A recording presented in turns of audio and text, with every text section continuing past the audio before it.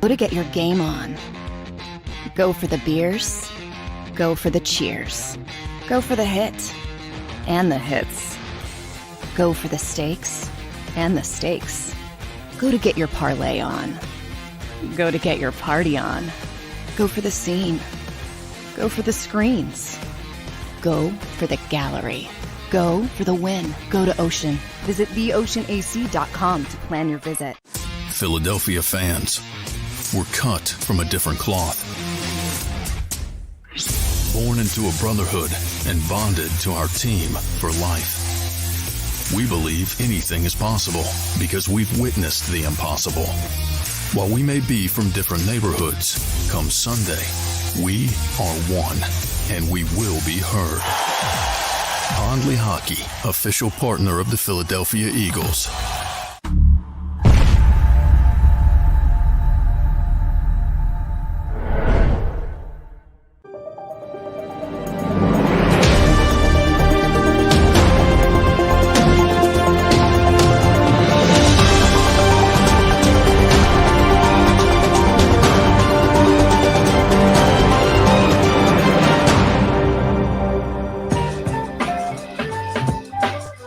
It is Tuesday. It is 12 o'clock Eastern, and we are Sports Take, JAKIB Sports YouTube Network. Welcome into 3 hours of power with the three amigos. Barrett Brooks is back and better than ever. Derek Gunn, Rob Ellis. First off, Barrett, how you doing, man? I know it was a little traumatic yesterday. For the process, the procedure. Bro, I felt like caca. Good way to put it. Yeah. Right. So you had oral surgery for people who may not know. So I don't need to get into too much detail, but it was a little more than maybe you thought. It was a lot more than I thought because I had my I had a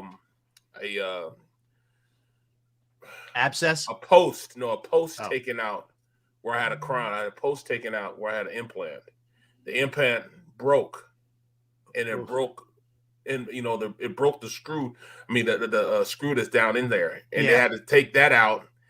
And also, I had 2 wisdom teeth that were impacted that started hurting me like maybe 3 weeks ago, and it was killing me, man. So I was like, you know what, I got to get this pain off. So I told them about it 2 weeks ago, and they're like, wait, we'll just do it everything at one time. I said, oh, you need to put me to sleep. Well, if we put you to sleep, you can't go to work. I was like, all right, well, don't put me to sleep then. And I was like, Let's go. So he shot me up, man. I must have had about 15 needles everywhere. The ones that hurt the most, the ones at the roof of my mouth. Oh. They put them at the roof. When they go up there, and it was 2 of them, bam, at the roof of my mouth, and then they hit the nerves down in the bottom of my mouth. I mean, it was. Damn, man. Yeah, bro. But the dude was good though. Dude was good because once I didn't feel anything, and like when he was taking my wisdom teeth, I have such big teeth. My teeth are like this big, man. I showed you guys the picture. No. Let me say something. I'm glad you brought that up. Split it in half. He split the tooth in half. Then he yanked both roots out. Went to the other side, split it in half, and then yanked the 2 roots out. And then they came and got the implant screw. Damn. Speaking of pictures, okay.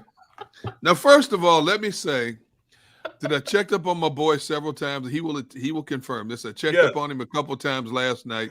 Make sure he was okay. But Rob, yesterday, as we were close to closing the show, I get this video from Barrett. The first sequence is you see the side of his face. He's got gauze inside his jaw. Looked like Mike Tyson whooped his behind. Right? Then it pans down to a table, and there's 4 teeth laying on the table. Like, did he get hit by a Mack truck? But I'm like, I don't want to see this. There were actually 2 teeth with 1 tooth that they split in half and pulled them out. That's the only way they could pull. What?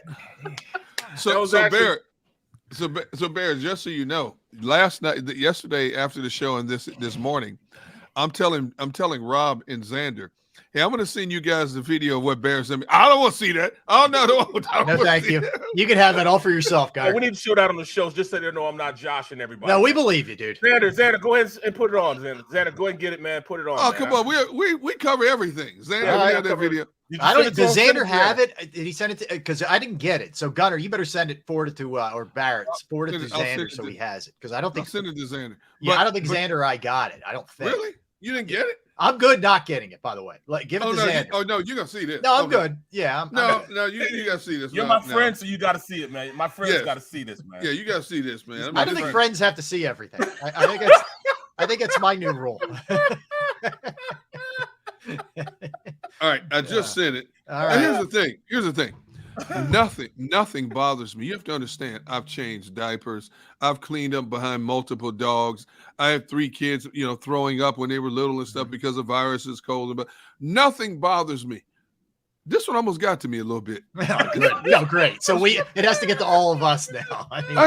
Thank you. Yeah, but it's not, thing is not squeamish, but it catches you off guard, and then you're thinking, why are you showing me teeth laying on the table, man? Why are you showing me teeth on the table? Xander said, I think we good.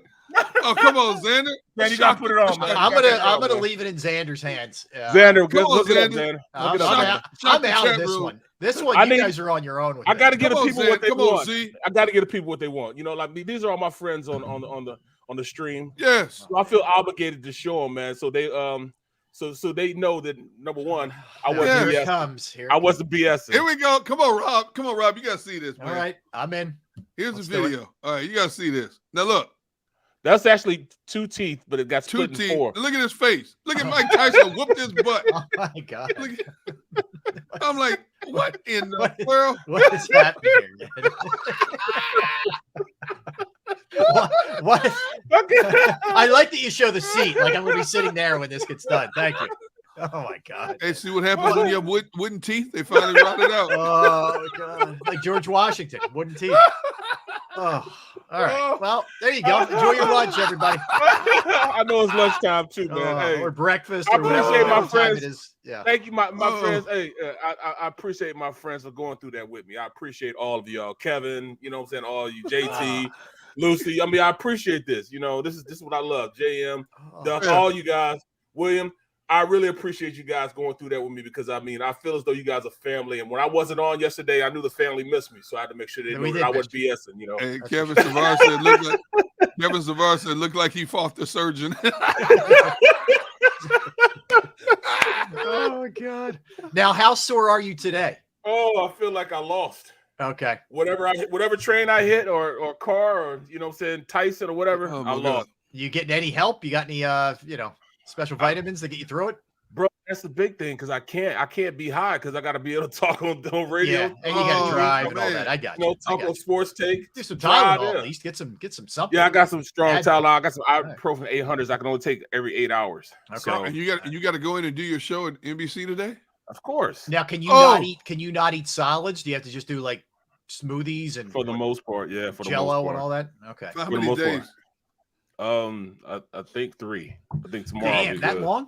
Yeah, because I know people that had root canals, Rob, and they were so hungry they couldn't stop anymore, and tried to, had a root canal on one side, tried to eat on the other side. Bad idea. And next thing you know, a piece of meat gets lodged in that hole. Yep. They're gonna go back in and get it out. I'm like, man, the other thing is, Derek, what you do in that situation too is you don't know you're doing it. You could bite the side of your mouth, your lip, all that stuff that's numb, and then not good. So ain't nothing numb right now because when it started wearing off, yeah, I hear you, man. Well, do what they say, Barry. You're a trooper, man. You're a trooper. Man. Yeah. And we appreciate you sucking it up, man, and being there. I appreciate you guys, man. We do have a couple things to get to. One, the Phillies have extended Dave Dombrowski. Got a 3-year deal till 2027, and he's 66. So the only amazing job he's done. The only question was, does this guy want to do this for a super long time at his age? So. He's extended for 3 years through 2027, so that's good news. Number one. Number two, very interesting, and we'll get to the Eagles and everything in a second. But Matt Gelb had a piece on The Athletic. I don't know if you guys saw this. Rob Thompson was going to retire at the end of this year. Had he just stayed the bench coach, in fact, during spring training, he started collecting mementos, like the lineup cards and whatnot. He made sure he had the very last one, which he put together because it was going to be a keepsake for him in his retirement. He was 58. He felt like he had taken it as far as he could take it. He wasn't going to advance anymore in the game, and he had a great run, and he was ready to just go off into the sunset. and No say kid. sayonara. Yep. Even let some people know in the organization, like, hey, just so you know, I appreciate it, but don't offer me any kind of extension. You might want to make other arrangements next year for a bench coach. This is when Girardi was still the manager. Right. And he was going to roll. He had felt like he had done all he could do in the game, and he wasn't going to get a chance to go any further. Dude, you talk about timing is everything. I Right. mean, think about that. You make a definitive decision. Now he's a lifer baseball guy. Yep. Makes a definitive decision. I'm sure he's thinking in the back of his mind, I'm never going to get a shot to be a manager. Correct. Yep. If the Phillies had started out just a little bit better, they may not have made that switch. Yeah. Just a little bit better, not a It lot. really is. Hey, think about it. Think about if they just squeak. Let's say they squeak into the playoffs, okay? Yeah, Or like you said, Derek, they're just on the cusp of not making it or whatever. Enough that Girardi survives. Yes. Thompson's done. Yes. His baseball career is over. He's in Canada or wherever I don't know where he lives, but and Chris is right. But it is, Derek. There's so many things that you can plan for in life and prepare yourself for. Absolutely. And I feel like that puts you in the best position to succeed. But there are other things that are just beyond your control sometimes, and they work out well sometimes, like in this case, and sometimes they don't, right? And there is a randomness to life that can be beautiful or, mind-boggling and crushing sometimes. Anyway, this is a good story of that.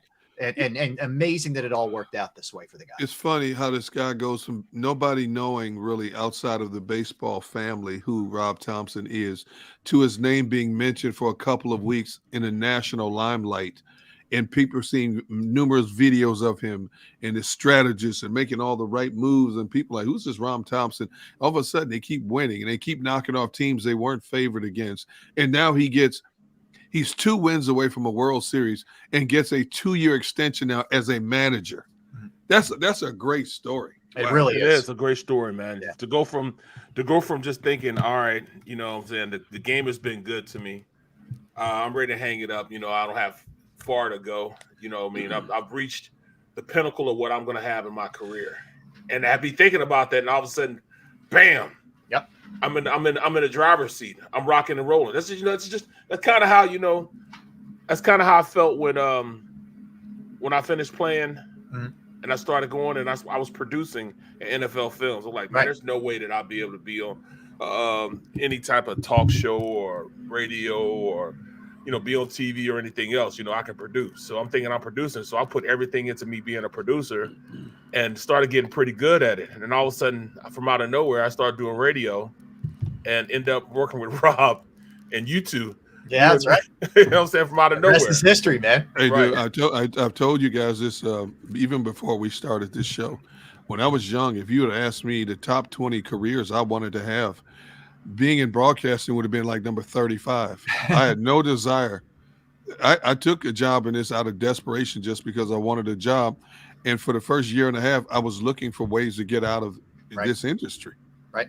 And all of a sudden, just as I think I'm going to get out of the industry, I get a call from NBC in San Diego, then a call from my hometown, CBS in Milwaukee, NBC Pittsburgh. And then while I'm on vacation in California with my family, I get a call from this guy named Tom Stathakius, who's telling me they're starting up this Comcast Sports Network in Philadelphia. As soon as I hang up, my agent calls me, hey, I just got a call from this Tom Stathakius. Now, I'm at least 5-6 years into my career, and I'm thinking, I don't want to do this. I want to get out. And here it is, over 4 decades later, I'm still doing it. And met a lot of great friends along the way. You two are at the top of the list.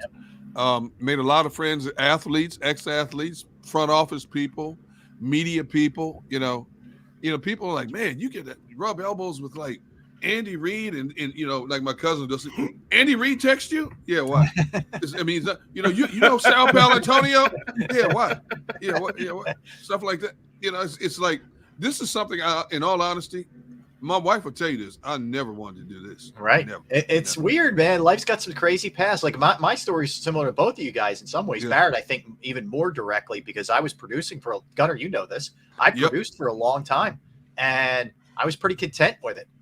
But I don't know what it was. Maybe it was just years of whatever. But one day I'm like, I got to at least take a shot, and I kept my producer's gig, but I started doing radio at night and on the weekends. And one thing led to another, and then I went full time in radio. I came back to TV in front of the camera, and Right.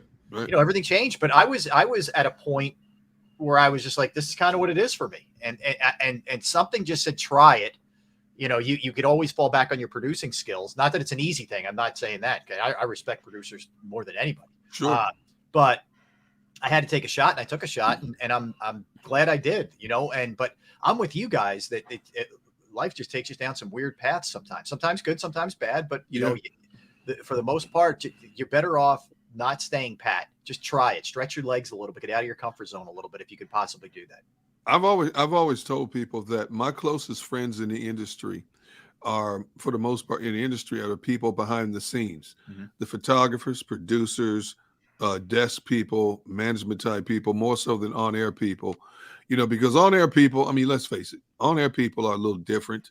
And some of them put themselves on certain pedestals that I don't like. And I thought, why do you talk to people like that? Why do you treat people like that? And I've seen that across the country everywhere I've gone, and that's not me. And I don't gravitate towards people like that. To me, the real down-to-earth people are the people that are behind the scenes, the people that do the thankless jobs to make our jobs that much easier. Yeah. And so I've always gravitated towards them more so than on-air type people. Yeah. One of the things I really don't necessarily like, and it just kind of is what it is in our business, TV, radio, streaming, like we do. We're known as talent. We're called talent. Yes. Just something there that I've really always had a hard time kind of wrapping my head around, being called talent because it implies that we're more talented than some of the people that we work with. Right. Exactly. And I've never quite gone for that, but what I always say on air rather than talent. But anyway, right. But yeah, so I don't know. Well, the Thompson thing is kind of where we went, but very cool 2 stories. Dave Dombrowski was content with trying to get a franchise in Nashville and being semi-retired, but now all of a sudden he's here and he's got the Phillies to Game 6 of the World Series. Rob Thompson, was going to walk away, and now he's got the Phillies to Game 6 of the World Series. So very, very cool. That's a great story.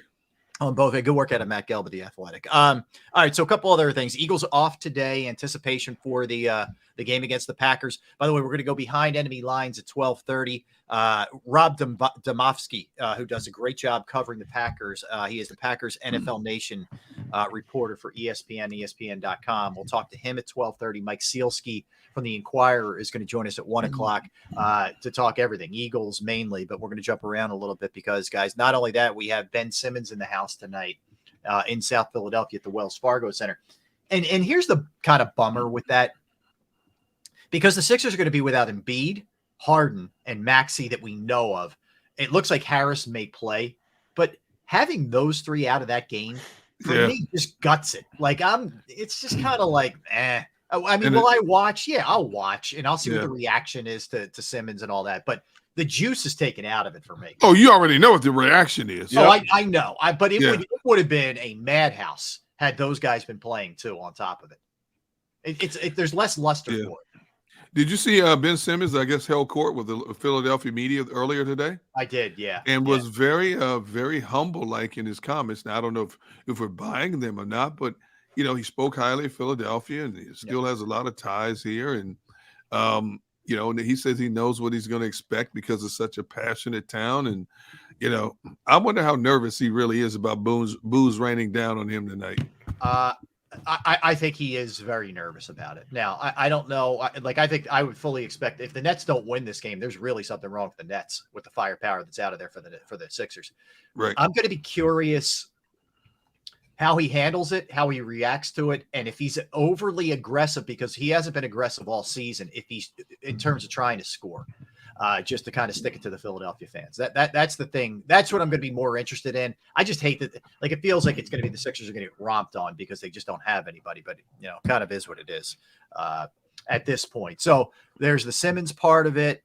Flyers lost their 7th straight last night. That's not stopping anytime soon.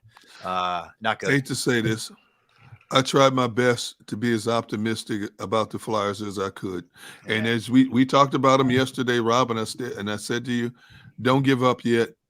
I saw a portion of their game last night. I saw 2 Calgary goals. That's it. I'm done. That's it. I'm done.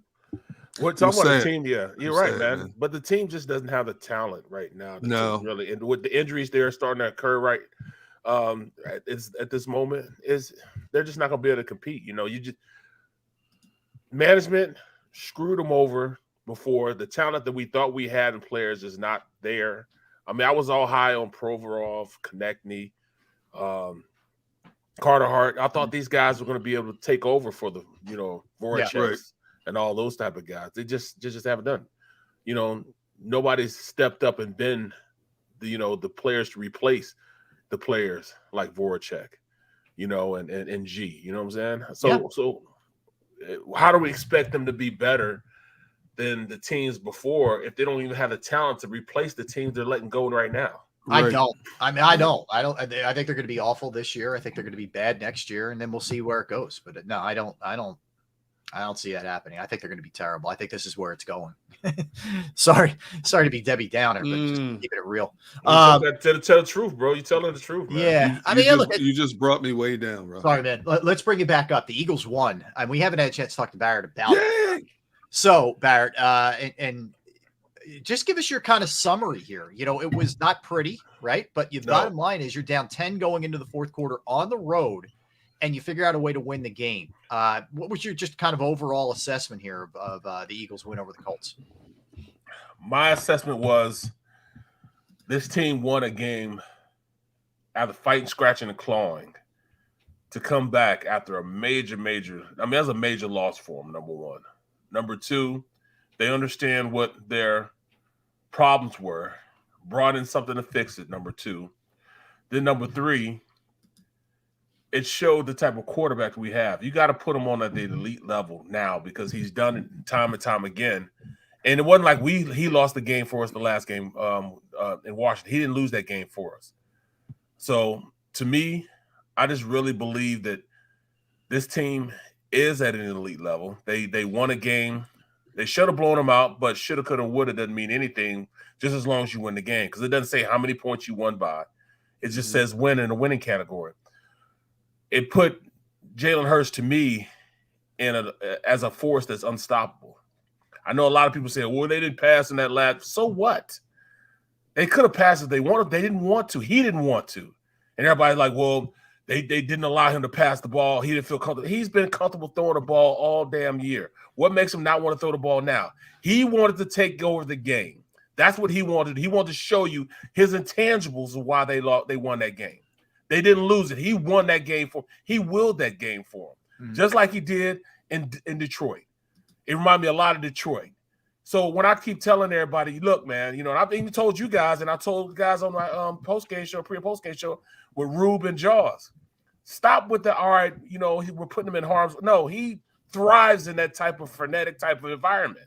He thrives in that. He knows when to slide. Like remember in yesterday, in a Sunday's game, I'm looking at him. He could have ran for the first down, but he didn't want to take the extra hit. He slid before he got to the sticks, which means he wasn't going to get the extra hit. That means he's taking care of himself, number one. He could have ran and got knocked out and be worrying about playing the way he's playing like Allen's playing. He understands what he needs to do to make sure he's safe. Let this man go out there and throw the ball. Let this man go out there and run the ball. He can do it all. We can't hold him back. Don't hold him back because we're scared he might get hurt. That's how you get hurt in all actuality. Let this Mustang go out there and run. That's what. All right, let me ask you this, Barrett, because I've asked a number of people this, and people have asked me this. Are teams, have they or are they catching up to what the Eagles are doing? This was a team that was averaging 27, 28 points a game. The last two games, they had to fight, claw, scratch, kick to score 21 and 17. Are teams slowly adjusting and catching up to what they're doing? And here's why here's why I'm asking you this, because as you know, we have Lane Johnson on our postgame show every week. Right. And I asked Lane that exact question, and Lane said, D-Gun, what we're starting to see is, come game time, we're seeing defensive concepts that we don't see on film leading up to a game.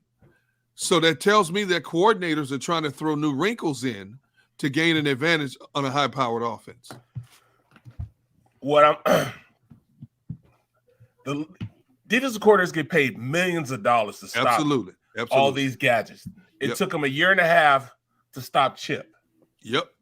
They stopped the air raid back in with the Chargers. But this is the new wave that's coming out, and the versatility that Jalen Hurts is displaying is something that's new. You know, yes, you have, you know, it's kind of the same thing going on in Baltimore. But I think you have a much more cerebral quarterback here in Philadelphia. He can beat you any way he wants. And the way they tried to stop Jalen Hurts from going out there and making plays on the RPOs, they did exactly what the Tampa Bay Buccaneers did back in the playoff game. In January. Yes. They slanted the end and scraped the linebacker on the outside. So when they slant the end, that means he has to pull the ball from the running back. So that takes the R out of the RPO, the run out of the RPO. Then they slid a linebacker round in the rush lane. So that keeps Jalen from running. But Jalen has that other aspect that he can also pass the ball when that safety comes down. He can read what's going on. He reads what they're trying to do to him. And he's able to make that read and get the ball out to who he needs to get the ball out to. That's the difference that you saw in the progression from him back in that playoff game to what you saw on him right now. They have a counter for the defense's counter, and then another counter for another counter. They're doing things differently. Steichen understands that people are going to try to stop certain plays, just like on the last touchdown play. The last touchdown play was a draw play. On this play, watch the center. Watch Kelsey. If you're going to go back and watch film, watch Kelsey on a play. He tells Sayamalu to block down on the one technique, and he pulls around to get that linebacker because you know why? Defenses know is follow the bouncing ball. So what do? Kelsey's the bouncing ball. So wherever Kelsey goes, that's where the ball is going. When he's pulling out of there and going on those plays when you get up to the second level, that's where the ball is going. So what do? They influence block those linebackers. They counter blocked it. They pulled him around. The linebacker then followed him. The safety followed him, and the running back went up in the hole, went underneath the block also, and blocked the safety. Jalen Hurts could have walked there. He could have danced his way. It was the biggest hole you'll ever see. Yeah, exactly. It was because it influenced those influence blocks. So they still have a lot to go to try to stop Jalen Hurts because there's so many counters, so many yins to their yangs when they're out there trying to stop Jalen Hurts.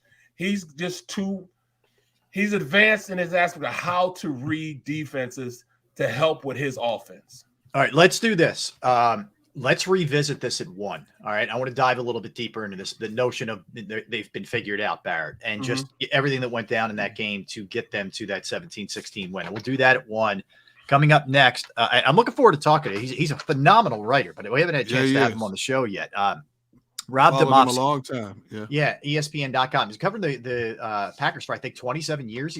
For a long time, he's been covering the Packers, so he knows of what he speaks. So we will talk to him when we get back about the Eagles' next opponent, the Green Bay Packers. Don't go anywhere. Barrett Brooks, Derek Gunn, Rob Ellis. We are Sports Take, JAKIB Sports YouTube Network. I want to tell you about Jim Murray, my guy Jim Murray, and Principal Financial Group. Because, look, you work way too hard for your money to not be taken care of by the right person, to not have someone who can invest it the right way for you, to have you taken care of when you are older, when you need the money now, whatever the case may be. And I found the right person, and it's Jim Murray of Principal Financial Group. Whether it's retirement planning, 401k review, insurance review, if you have a small business and you need help with employee benefits, Jim can help you with that as well. And if you're not really sure, you can give him a call. Now, look, I personally have entrusted my IRA, my 401k rollover to Jim, and I couldn't be any happier. You will be too. Trust me. 610-996-4751. That's how you reach him. Again, it's 610-996-4751. You can also email him at Murray, MURRAY.Jim@principal.com. That's Murray.Jim@principal.com. Go to get your game on. Go for the beers. Go for the cheers. Go for the hit and the hits.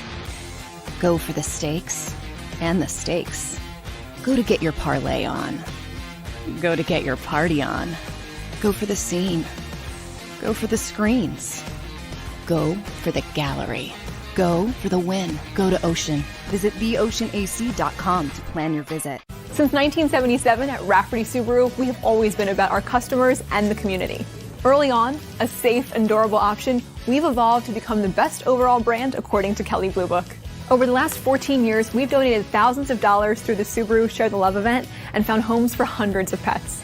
The Rafferty family is proud of our 45 years in business. This month, celebrate our anniversary with special financing on select models. Visit us and see why.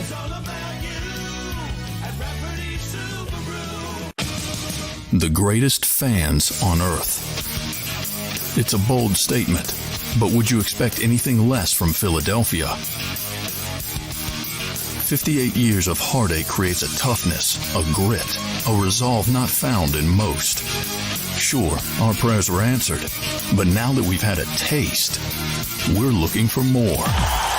Pondley Hockey, official partner of the Philadelphia Eagles.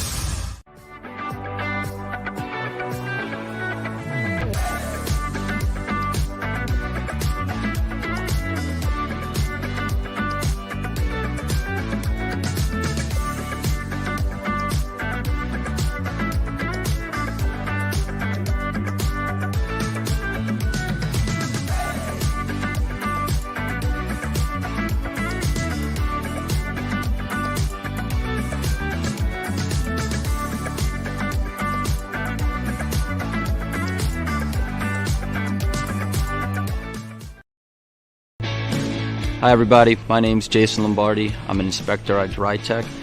At DryTech we offer three major services, the first one being basement waterproofing, the second service we offer is foundation and structural repairs, and then the third service that we offer is mold remediation. If you feel you are having a waterproofing issue, give DryTech a call or check us out online.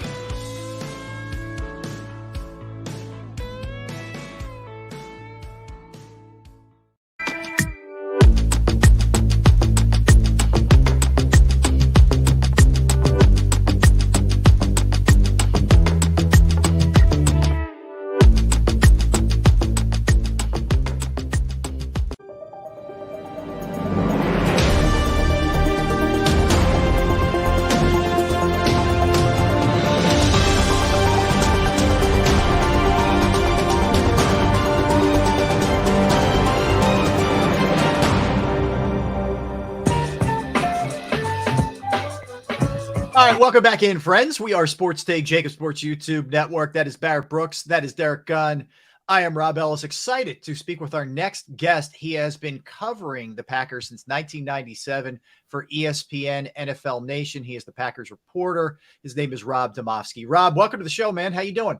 I'm great. How are you guys doing? Rob, we're doing good. Good, Look, Rob, you're a good. pro, man. I see the light back there. You don't mess around. You're not like the three of us amateurs just trying Hey, to if I turn my camera around, you'd see the background that I use for all my Sports Center hits. It makes it look like I'm in some sort of a stately place, but it's really just a bookshelf. I love it, man. I love it. Well, so let's look at this. And Gunner, obviously, as you know, grew up a Packers fan. He follows this team extremely closely, as do you. I think we all sort of looked at it and said, all right, Devontae Adams leaving, that's probably a little concerning here. Right. I didn't see 4 and 7, Rob. I'll be honest with you.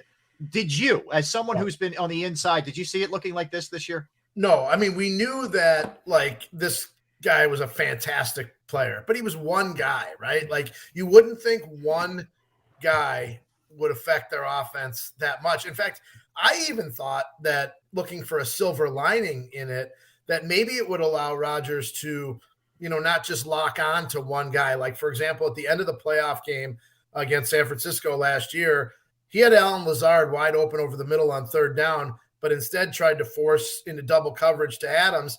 And I know it was just one play, but I thought, well, okay, maybe a plus side is that he's going to see the whole field more. But I guess I failed to take into consideration, and I should know this, I've covered Rodgers his whole career, just how hard he is on guys and how long it takes him. And I don't think it's the other guys, it's him, how long it takes him to trust them. And I'm not so sure that's necessarily the fault of the young receivers as much as it is Rodgers needing to lower expectations and just be a little bit more realistic about what guys can and can't do. And I guess for lack of a better term, cut him a little slack. Right. Right. No, well, let me follow up on that, Rob, real quick. So I'm not trying to absolve Rodgers, but should management know that, knowing him better than anybody else, that this was going to be an issue this year with all these kids that he's going to be throwing to? Yeah, Rob. And on the flip side, it's probably why they've never over the years spent a first-round pick on a receiver, because they're like, why are we going to use a high draft pick on a guy that we don't know if the quarterback's going to like or trust? Right. Now, we know he loved Justin Jefferson coming out. Of course, everybody did. That was the year they took Jordan Love. So, No, you don't need to tell us about Justin Jefferson. Yeah, right. Trust me. Right. But I remember before the draft, Rodgers commenting on Justin Jefferson. Yeah. When you look at it, understanding how that offense is, looking at the head coach and knowing he's a play caller also. Yeah. Why did it take so long for you guys to turn around and start running the rock? I don't understand that, because with the backs that you have, the offensive line woes that you've had, and them now starting to get healthy, you could have been running the ball the entire year. But is this something that Rodgers is saying don't do, or is what's going on? See, I think you may have hit on something there, and as a guy like in the huddle, we don't know what is actually called versus what is actually run, right? Like they have a bunch of Matt LaFleur calls them can plays, CAN, as in you can change to this or you can change to that. It's just another term for audible, basically. And we don't necessarily know how many times LaFleur has called a run and Rodgers has checked it, to a pass, or in the RPOs, he sees this versus that. I don't know that it's all on Matt LaFleur. And I'm not trying to make Rodgers out to be the bad guy here or anything, because he's obviously super, super talented. And I don't think his skills have diminished that much, if at all, since last year. Now, the thumb injury could be a factor, because he's just missing throws that we don't normally see him miss. But to your point, I mean, their number one playmaker is probably Aaron Jones. And he's had flashes here and there where they've committed to him, but not long enough. And the other thing too, though, is that they've just been so bad on third downs that go look at their play counts, right? What do you want as an offense? Like 70 plays a game, right? They've had games where they've been in the high 50s, maybe 60 at the most.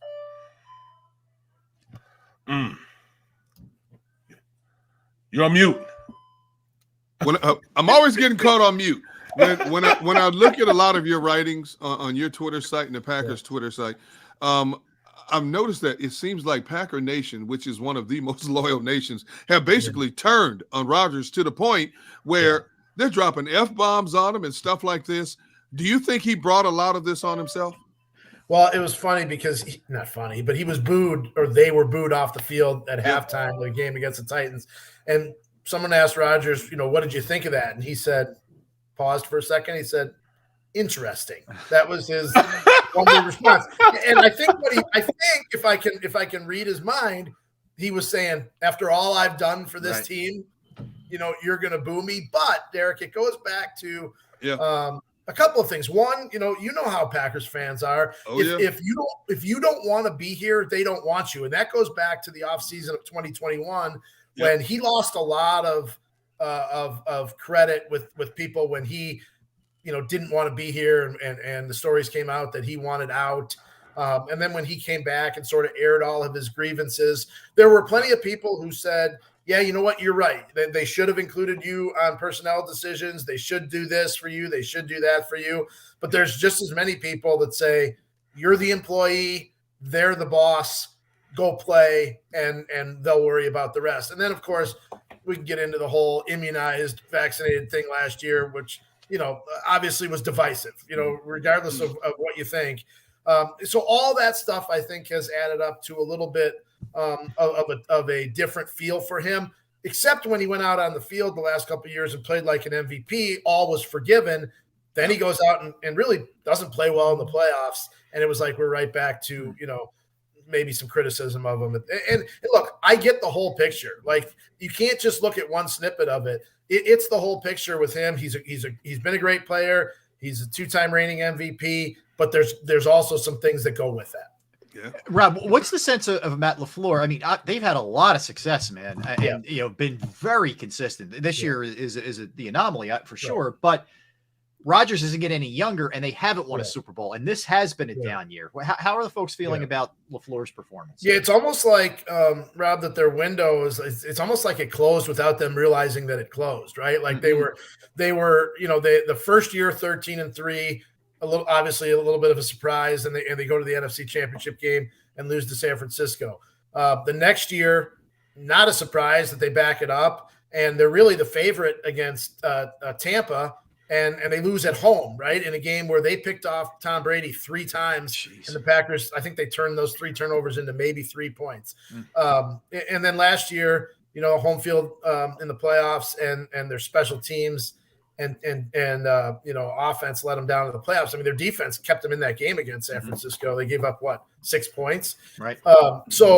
And then you're like, okay, well, they're on the doorstep. They're going to bang it down one day. Well, maybe now looking back at it looks like maybe that was their window. And Matt LaFleur was brought in for one reason, and that was to get Aaron Rodgers back to being Aaron Rodgers. And he did it, right? I mean, Rodgers was hurt in 2017.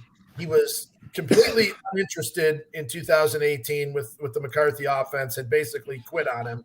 And LaFleur was brought in to do that, and he did it. Now, it didn't turn into a championship yet. Well, look at you spoke about the defense. You spoke about the defense, and you got some really good young players, especially Quay Walker. He's very, very talented guy. Yeah. Defensively, seems like you guys are talented. What's things holding this defensive back of being great? Yeah, they couldn't have put more resources in that defense, right? They have 7 first-round picks. They have 4 guys that are veteran free agents, guys that have proven it, got contracts. And for whatever reason, and the reason what most people think is that it's the scheme and the play calling, it hasn't developed this year. They have Jair Alexander, who I think most people would agree is one of the premier cornerbacks in the league. He was a second-team All-Pro 2 years ago, had the shoulder injury last year. It took him like 5 weeks into the season for them to actually match him one-on-one against somebody. The Jets game was the first game that they did it against Garrett Wilson.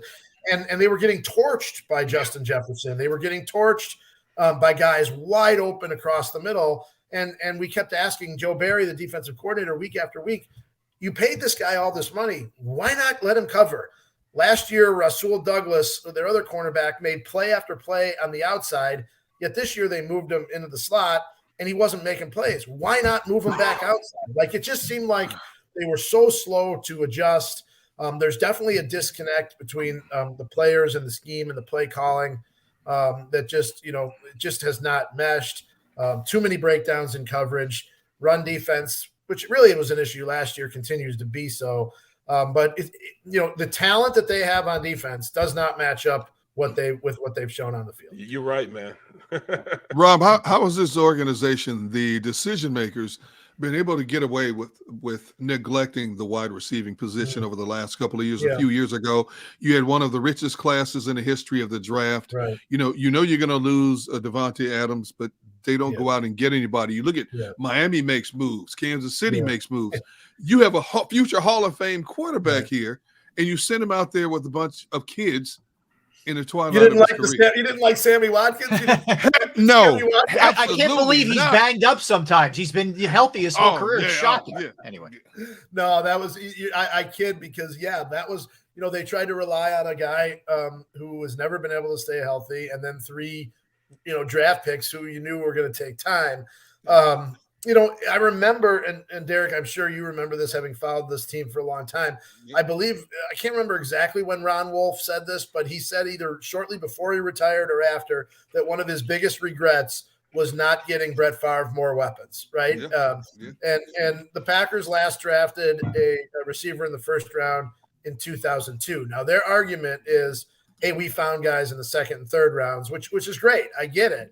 But when you drafted Jordy Nelson, you already had guys like Donald Driver and Greg Jennings in the fold. When you drafted Devontae Adams, you already had guys like Randall Cobb and Jordy Nelson and James Jones with you. Like they weren't in the position that they were in this time around. Like when all those guys who became great players, right? All those guys we mentioned became great receivers. They didn't have to do it right away. I mean, you look at when Randall Cobb was drafted in 2011, their room was loaded, especially if you throw in like Jermichael Finley at the tight end position. Like he was like their fifth receiver as a rookie. He didn't need to contribute. They were able to ease him into it. So the situation the last couple of years has been so different because they were just, they had Devontae, but they really, they didn't have a lot of depth at that position. So your point about neglect is a great one because, the argument that they can use, we found these guys in later rounds, you did, but you also didn't need those guys to play right away like you do now. You know what? I was there in 2002 when you guys drafted Javon Walker, Florida State wide receiver.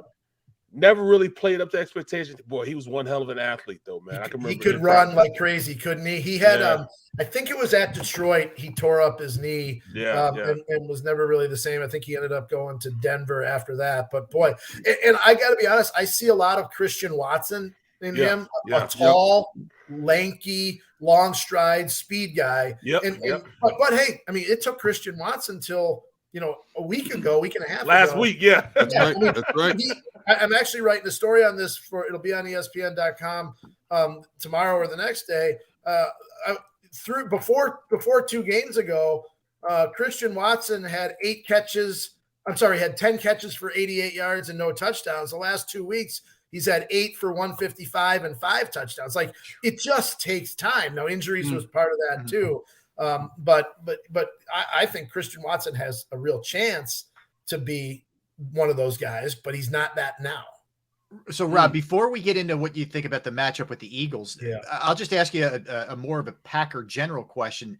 Do you see a run in this team? I mean, we're looking again, got themselves in a big hole here. There's no doubt, but do you see a run? Like we keep talking about the Bucs a lot amongst ourselves with the NFC in general, but the Packers maybe aren't in that same conversation with a lot of folks. What's your sense of it? Yeah, I thought after they beat Dallas, that might be the start of something. You had a home game against the Tennessee team, was a good team, but let's face it, not an offensive juggernaut. They were, averaging about 18 points a game, and you thought this was a real chance to, if they can get both of those games, and even if they don't, go to Philadelphia and win, but play well, it's sort of the start of something.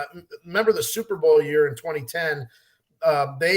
Rodgers got concussed at Detroit and things looked bad. I think they were 8-5 at that point.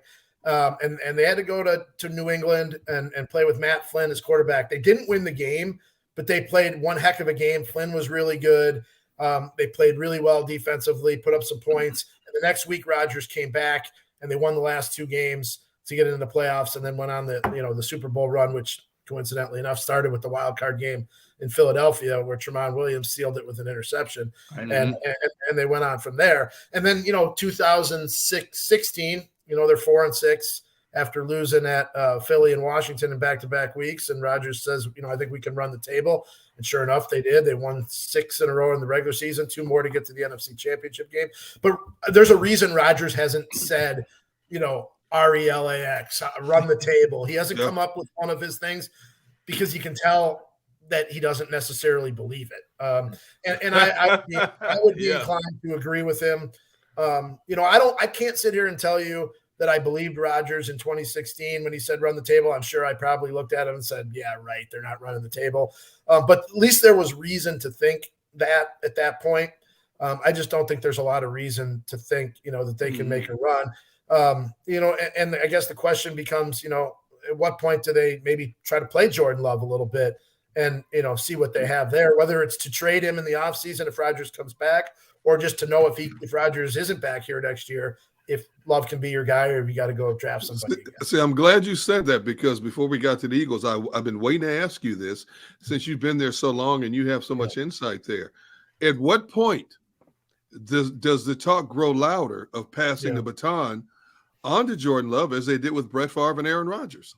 Yeah, the thing that you remember in 2008 when they made the switch, they had seen Rodgers play a game in Dallas where Favre got hurt.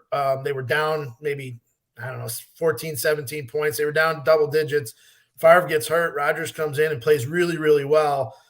They didn't win the game, but he got them to basically back into it. And I think they might have had the ball with a chance to take the lead late.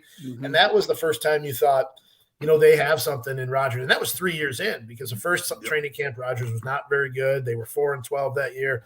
Second year, they have the coaching change with McCarthy. So it was really all about getting Favre back to, being Favre, and they did in 2007.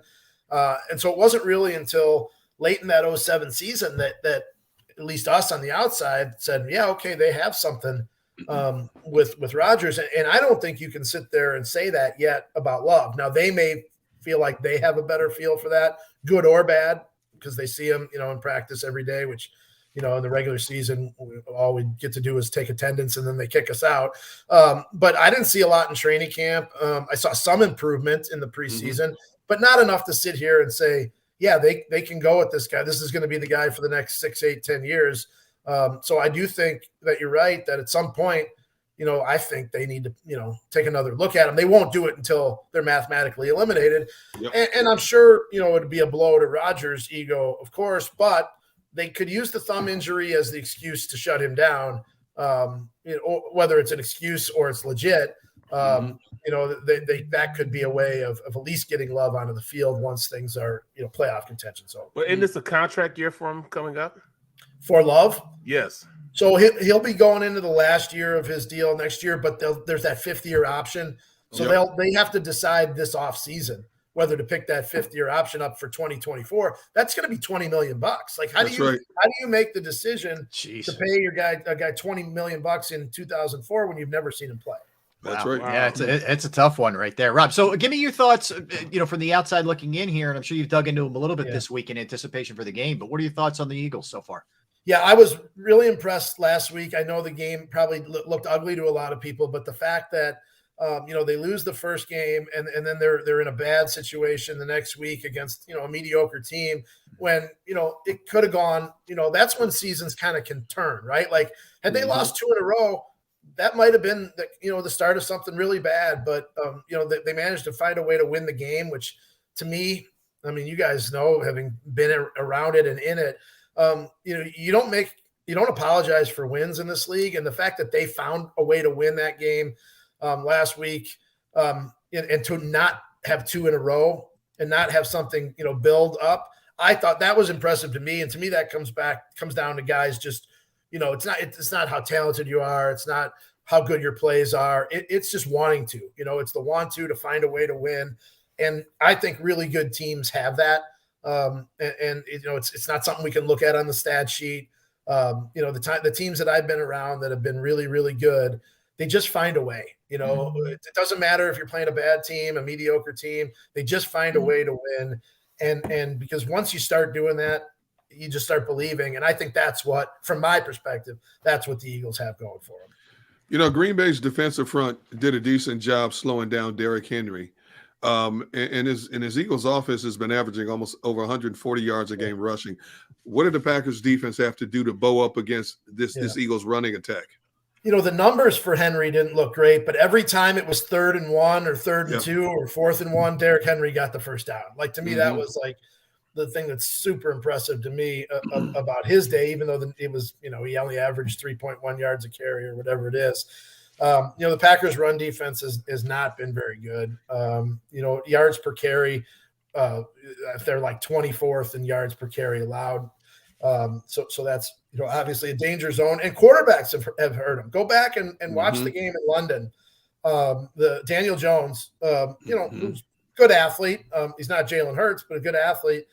Daniel Jones hurt them with his feet in that London game, converting a couple of key 3rd downs where he just, they weren't design runs, but he made things happen with his legs. And I mean, obviously I don't have to tell you guys what Jalen Hurts can do. I saw a stat from ESPN or ESPN stats and information people that Jalen is he's only the second quarterback with 30 plus passing touchdowns and 20 plus rushing touchdowns in his first 30 games. Wow. I think Josh Allen might be the other one. But just the second guy since the Super Bowl era began. I mean, like, that's the very definition of being able to hurt people with your arm and your legs. And I think he's a great passer. Like, I mean, the way the ball comes off of his hand and the way he sees defenses, I think that's special in a young quarterback, and I still think Jalen's a young quarterback. Well, let me ask you, Rob. This hasn't been a great Packer team on the road, and it's been a struggle in general. I think they're 1-4 on the road. What are you looking at this game on Sunday night? How do you think it shakes out? Yeah, I mean, I just have a hard time seeing them, going in there and winning. It wouldn't surprise me if they're competitive. I got to tell you this though, I am really, really terrible at predictions, and we don't make them anymore on ESPN.com. And I'm okay at picking the games like win or lose, but not with the spread. I'm in this football pool with a bunch of buddies. None of them are sports media people. None of them they're actually mostly musicians. And they pick 8 games every week, college, 8 games every week in the NFL. So it's different teams every week. Like the Packers aren't in it every week, but it's against the spread. The last 27 times that the Packers have been on our pool against the spread, I've gotten it wrong. Like I'm 0-27. And that goes back. Like they don't put the Packers in it every week. So this goes back like at least 2.5 seasons where I haven't gotten it right against the spread. Now I can pick the games right. Like for example, the Buffalo game, it was a 10.5 point spread. I took the Bills minus 10.5, and the Bills only won by 10. So I knew the Bills were going to win, but I can't pick against the Rob. spread. Don't feel bad because I am the worst. If you look at my record, it looks like I know not one thing about sports. Period. About football, I'm the worst at doing that. Like even for picking the best player, I'm and just because we cover these teams, obviously. We have a lot of access to information, and we see things, we see trends. But if all this added up to me being able to know who was going to win and by how much, I'd be sitting on a beach right now in the Caribbean, not sitting out here looking at an inch of snow outside my window and going, man, I'm not going to see the sun for about another 6 months. Oh, God. Hey, at least you're not in Buffalo. Yeah, no kidding. Oh, man. We've had our share of that in Green Bay for sure. Sure have. Rob, I got a last one. Game and football aside, you're obviously a big music fan. Favorite all-time band? Well, okay, so that can fall into 2 categories. One, like I have one band that's like my big arena, Bruce Springsteen. I've seen him 25, 26 times. Are you going to see him this time around? I did not do the ticket thing. I was a little disenchanted with the way he did the Ticketmaster thing. Gotcha. I still might go. He's in Milwaukee, March 7th. So still might go. I've seen him, I think 25 or 26 times. Whoa. Wow. In fact, I've got, my wife's attached it to the wall, but I've got some Springsteen frames. But most of the bands that I like are small bands that nobody's ever heard of them. A couple of them actually, not too far from your area, New Jersey bands, not Springsteen. There's a band called the Gaslight Anthem. I've heard of them. A bunch of kids, I think, out of New Brunswick, New Jersey. No, they're not kids anymore. They're in their 30s and 40s. Kind of a punk alternative rock band. Frank Turner is a British songwriter, singer-songwriter. Love him. I actually, every time I go to a city, I look to see if there's a music act that I might want to see. I haven't actually checked what's going on. Philly on Saturday night, but if it's either a sporting event or a concert on the road, I try to do it. One of my favorite memories was going to the Palestra to see a game when the Packers played there. I don't know, 4 or 5 years ago.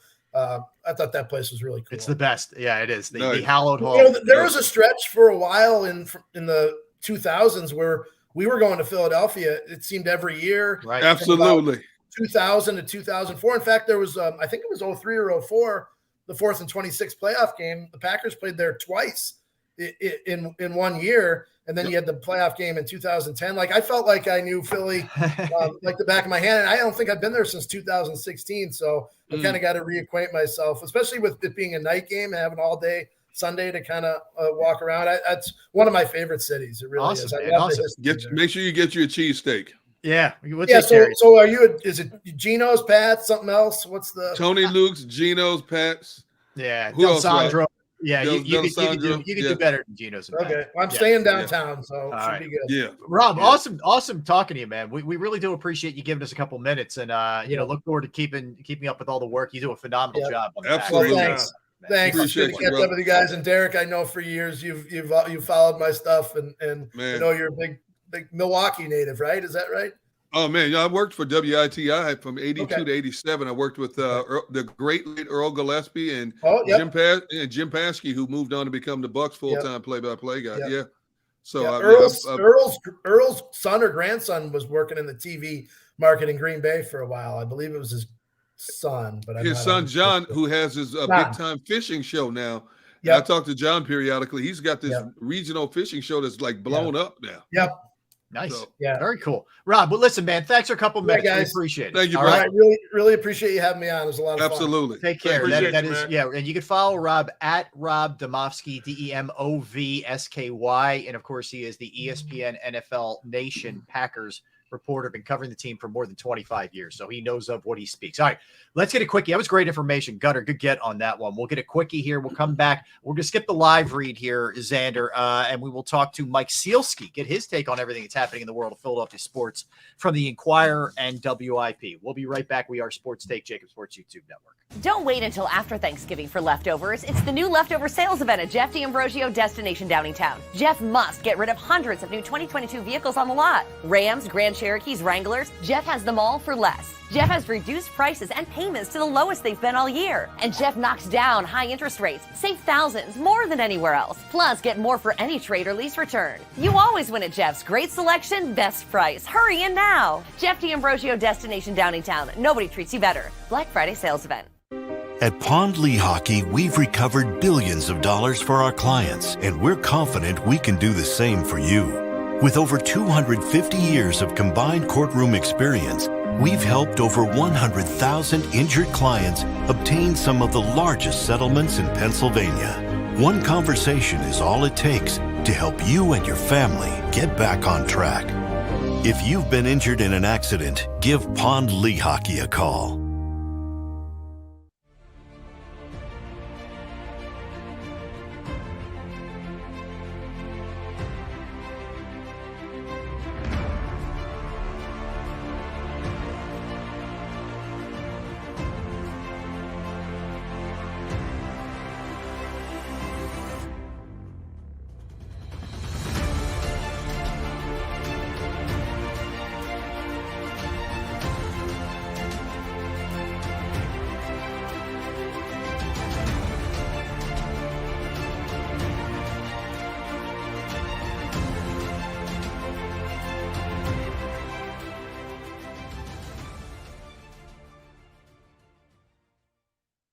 Go for the beers, go for the cheers, go for the hit and the hits, go for the scene, go for the screens, go for the gallery, go for the win, go to Ocean.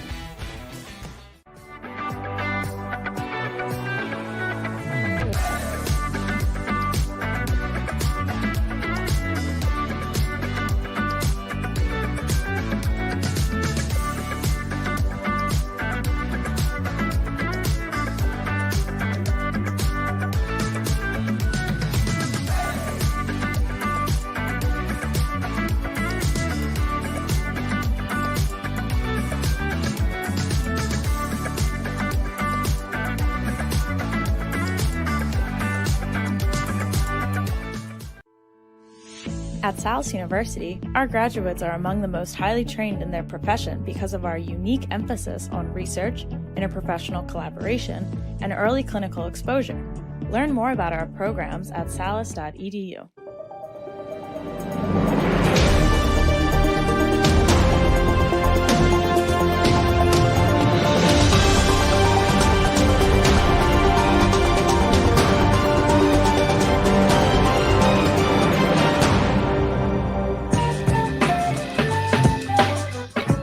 We are back. Thanks for hanging out with us on this Tuesday, just 2 days ahead of Thanksgiving. Just wrap things up with Rob Demovsky, who covers the Packers for ESPN, and joining us now. Covers everything, you name it, across the board for the Philadelphia Inquirer. You can hear him on WIP on the weekends with Glenn Mack now as well. And you can follow him on Twitter at Mike Sealski. Michael, what's going on, my man? How you making out? Hey, Rob. Hey, guys. Good to be with you as usual. What's going on, brother? Mike, good to see you as always, man. I want to jump around, but I do want to start with the Eagles with you here. They win an ugly one, right, for sure. but it was a game that I think in a lot of ways you could extract a lot of positives here and glean a lot of positives where the quarterback comes up big when you need him most, a defense that was maligned, rightfully so, after the Washington game. After that first drive, really put the clamps, especially on the run game. The whole blueprint thing maybe went out the window. We'll see going forward. What were your impressions of the way that game went? Yeah, that. I mean, look, they needed to clean up some stuff. They made a few too many mistakes, turnovers. Took them a while to get going offensively, obviously. But I think, like you said, Rob, I think it was encouraging to see what the defense did after that initial drive where Jonathan Taylor kind of ran all over them. They really clamped down. You know, the additions of Ndamukong Suh and Linval Joseph helped a lot. I thought, even though those guys didn't get on the field for a ton of snaps, they were really effective when they did. I think they'll be better for Jordan Davis coming back and having those guys already on the roster, increases the rotation, all of that. And look, you're going to have games like this, right? You're just going to have games where you got to go on the road and you got to just grind it out and get a couple of big plays from your quarterback. And that's what they got, and that's how they won, and that's okay. How surprised were you they were able to go out and get not one, but two big bodies to fill that gap in the defensive trenches in a short amount of time? Well, it doesn't surprise me too much, Gunner, only because Howie Roseman is always going to be aggressive at any opportunity he gets. It was interesting. After the game, he stood outside the visiting locker room at Lucas Oil Stadium and either fist pounded or high-fived every player and coach who came into that locker room. Now, he usually does that inside the locker room, but for whatever reason, he did it outside the locker room. It's just an interesting sight. It was a reminder that, oh, yeah, there's Howie Roseman, and he had a big week where he signed two players who helped them win this game, who had 7 tackles and a sack between them. So I thought that was very interesting. But look, that's what Howie does. So to answer your question, it doesn't surprise me that he doubled up like that. You had 2 guys at defensive tackle who can help, and in their first game together did help. Mike, I'm going to put you on the spot. Now, do they have enough? Super Bowl, a bust. Do they have enough? I think they do, Barrett. I think they can get there. Doesn't mean they will, but they can. And look, the way the NFL is structured and set up now, it's kind of like baseball in this regard, more and more. It's like who gets hot at the right time. We saw it last year with the Rams and the Bengals. And I think the same kind of principle holds true here. Could the Eagles make it to the Super Bowl? They absolutely can, especially if Hurts keeps playing like this. Will they? I don't know. I mean, if you get the 49ers in Lincoln Financial Field, that's a team that can beat you up, you know, defensively and on the ground, and can score in multiple ways. So that would just be one team that could present some problems for them. So no guarantees. It's not like 2004 where they would go in as the clear-cut favorite. To see them lose would be shocking. That's not the situation this year. Mike, when it comes to the defense, and mind you, they certainly laid a dud against Washington. But for the most part, if you look at the critical numbers, they're good. Yet the style seems to be more of an issue for fans over the substance of actually what's going on. Is it just people were weaned on Buddy and Jim Johnson and Bud Carson and a style versus ultimately what matters in the big picture? Where are you generally with Gannon? I guess you kind of hit both there. Yeah. To the first part of your question, Rob, I do think that's a big factor. I think people who are fans of football in this region want to see aggressive defense.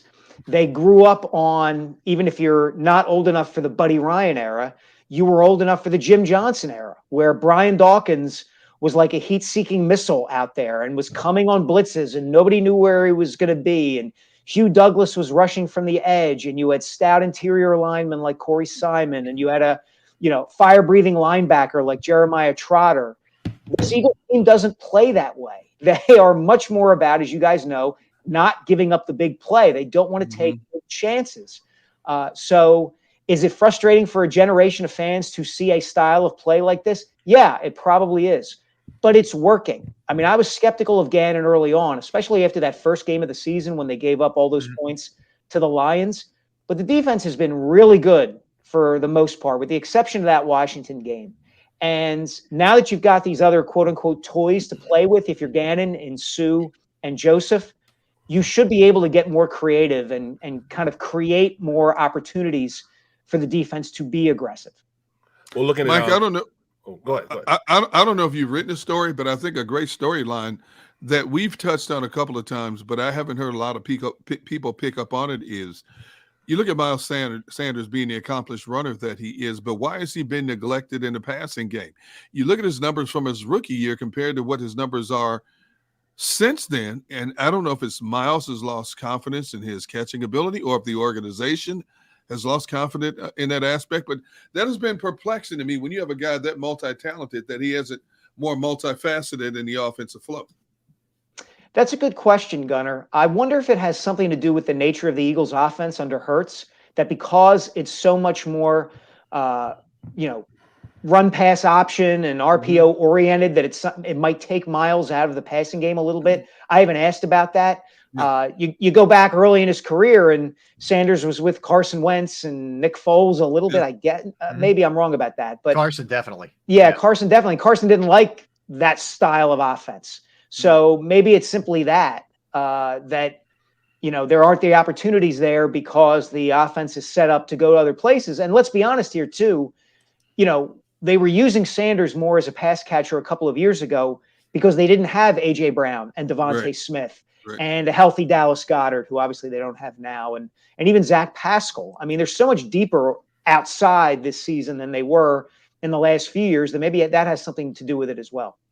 Mike, do you put any stock in they figured out the RPO in the Eagles offense, a la Chip Kelly lights the world on fire, and then we see what happens. There have been other trends, the run and shoot, Wildcat, whatever. Do you feel like we're at that point, or is that taking it a little bit too far?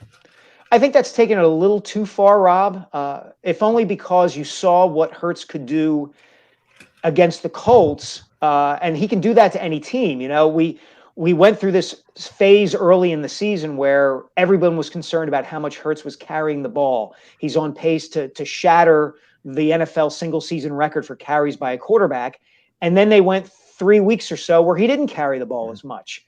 And then they got back to it against the Colts because that's what they could use to move the ball. And that's what Jalen needed to do to get them to move the ball. So that threat is still there, and it's still a very effective threat, if only because it can be so demoralizing to a defense. I think, he can scramble if he just drops back. He can carry the ball himself. Look at that 4th and 2 play. There aren't many quarterbacks who make that cut in those circumstances, so to speak, that Hurts did. I mean, most guys just run right into the line, and he sidesteps the pile and gets 2.5 yards when they needed 2.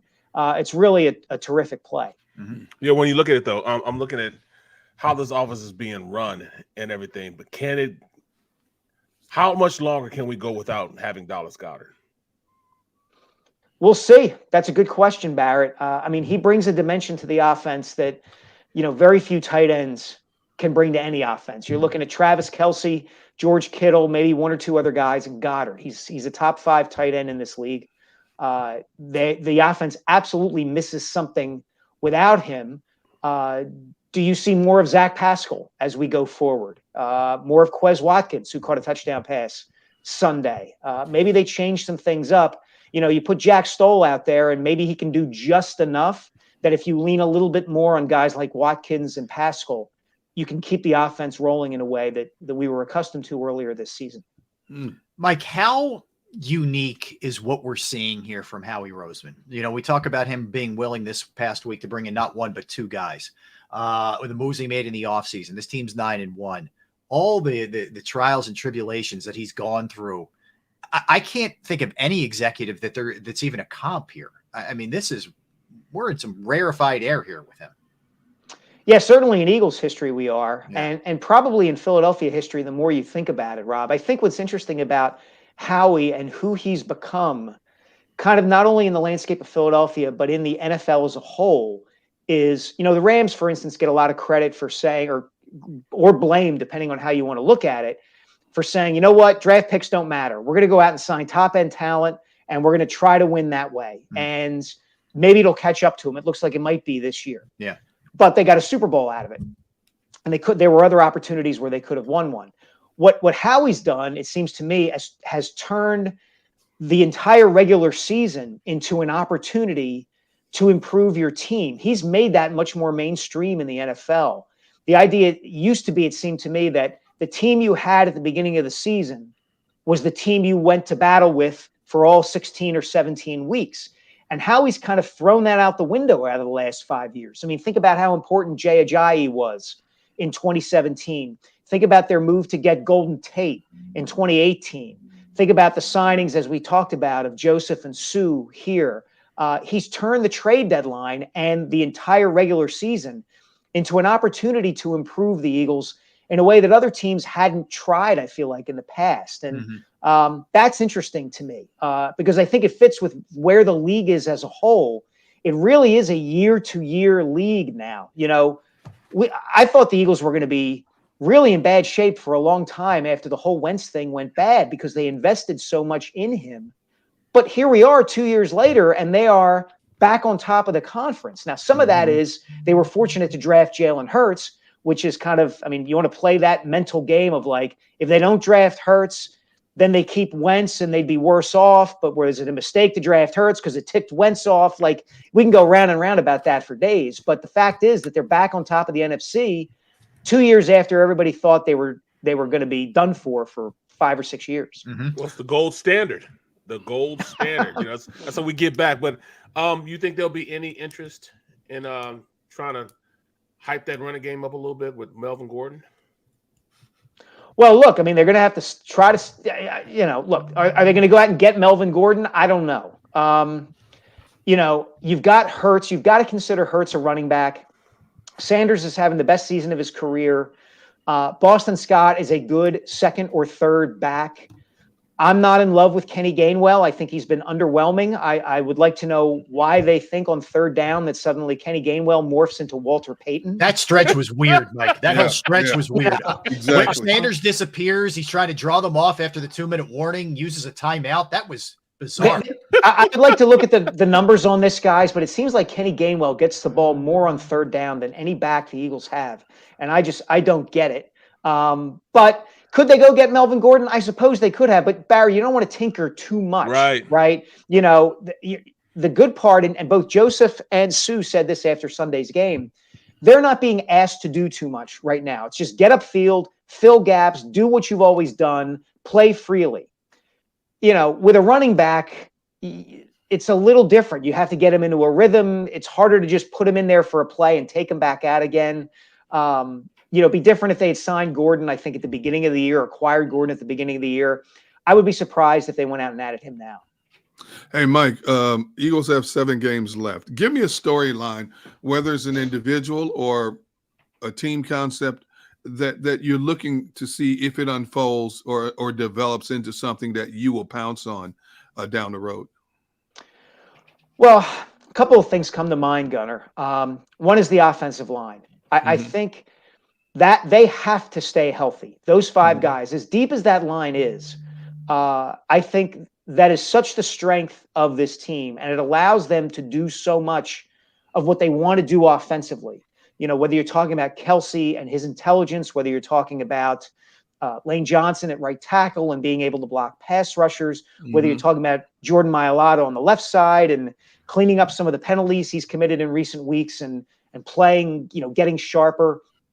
The line is the key to everything. And if they lose one of those guys, that would be crippling, I think. So that's one thing.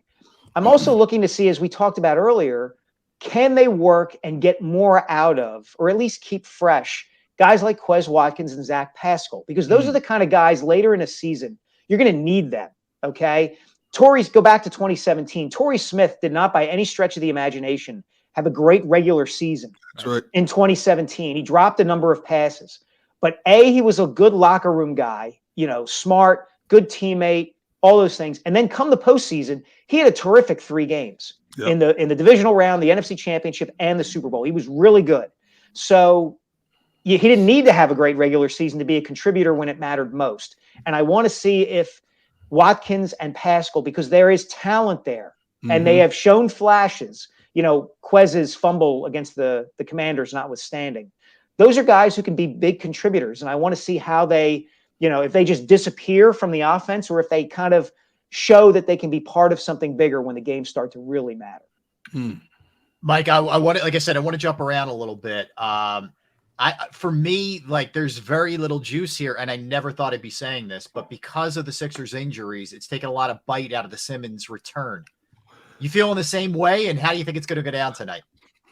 Well, I'm juiced now that Ben and Howard Eskin have They're apparently buddies. made amends and are buddies now. Were you there this morning?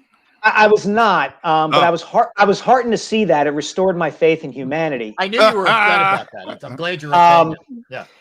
Look, you're right, Rob. It doesn't have the juice because it's not Embiid against Simmons. It's not Embiid and Harden against Simmons.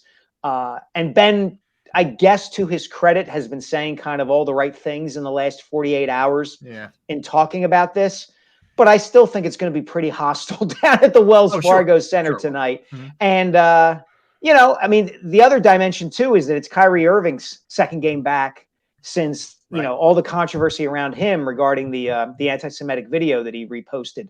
So it'll be an interesting night down there. But, yeah, I mean, look, is some of the juice gone? It absolutely is, because Joel will not be out there. Okay.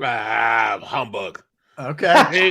he ain't going to do anything. You feeling good about Shake Milton and DeAnthony Melton taking on Kevin Durant and the fellas? That's what I'm saying. I mean, if Brooklyn doesn't just manhandle us, then they don't need to be on the same court with anybody.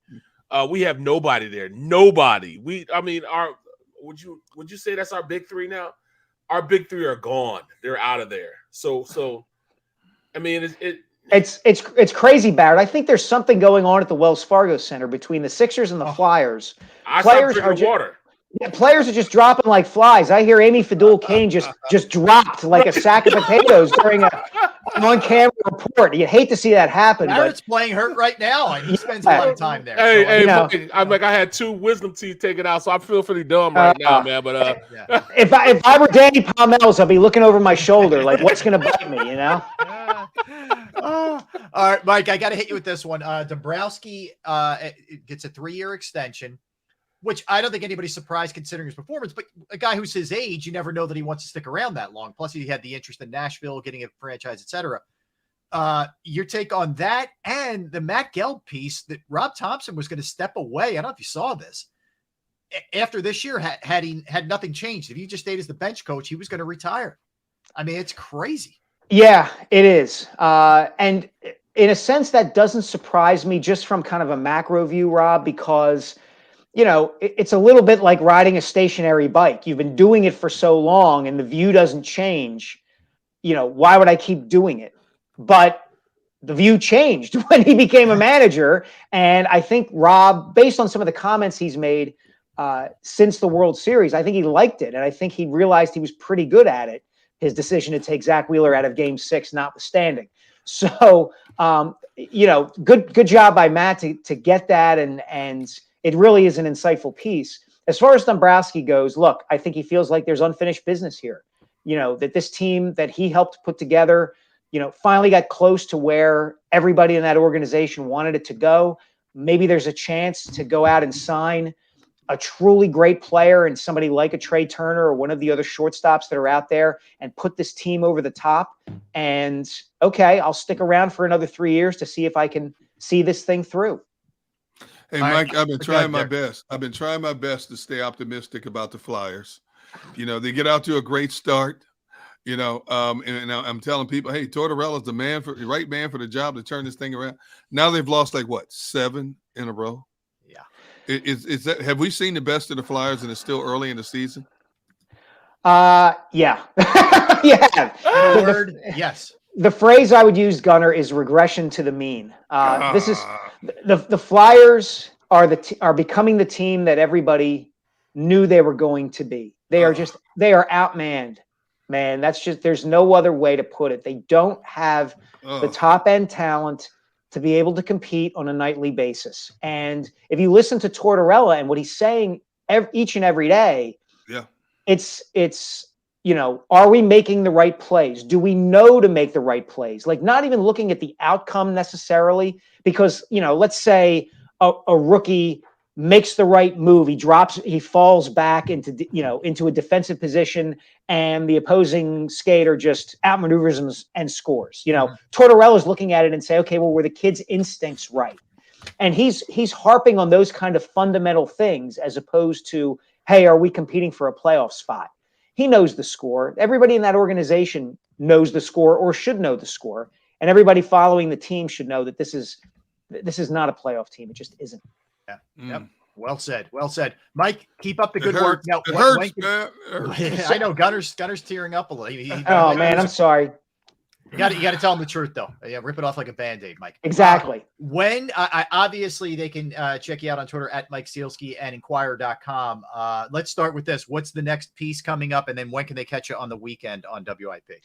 Well, I got a couple days off coming with Thanksgiving and all that, so I'm not writing again until Sunday. I'll be back on IP with Glenn this coming Saturday from 10 to 1. And if I can pump one thing, Rob, please. On Wednesday, December 7th, from 6:30 to 8:30, Glenn is setting up an event at Puddler's Kitchen and Tap, sponsored by Conshohocken Brewing Company in Bridgeport, Pennsylvania. It's going to be a holiday book extravaganza. I'm going to be there selling copies of The Rise, my book about Kobe Bryant. Zach Berman from The Athletic is going to be there selling copies of his book about the 2017 Eagles Underdogs. And the great Ray Dittinger will be there as well, selling copies of his memoir and his collection of columns.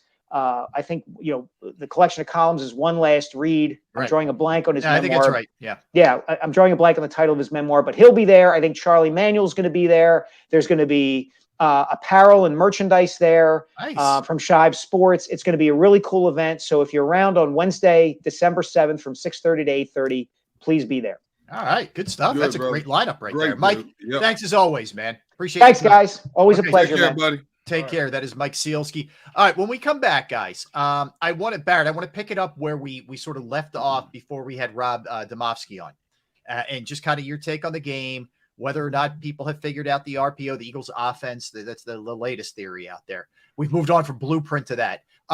We'll discuss that. And I also want to throw some of the Hall of Fame nominees, semifinalists that are out there, because there's some pretty good Philadelphia ties. Okay. And one of Barrett's former teammates, actually two that I just counted really quickly of Barrett's former teammates. So we'll do all of that when we get back. Don't go anywhere. We are Sports Take, JAKIB Sports YouTube Network, D Gunn, B Brooks, R Ellis. All right. I want to tell you about Pro Action Restoration. Pro Action Restoration is the place that you call or reach out to if your home or your business has experienced the pain and inconvenience of water, fire, smoke, or mold damage. It could be your property, it could be a house, it could be something you own.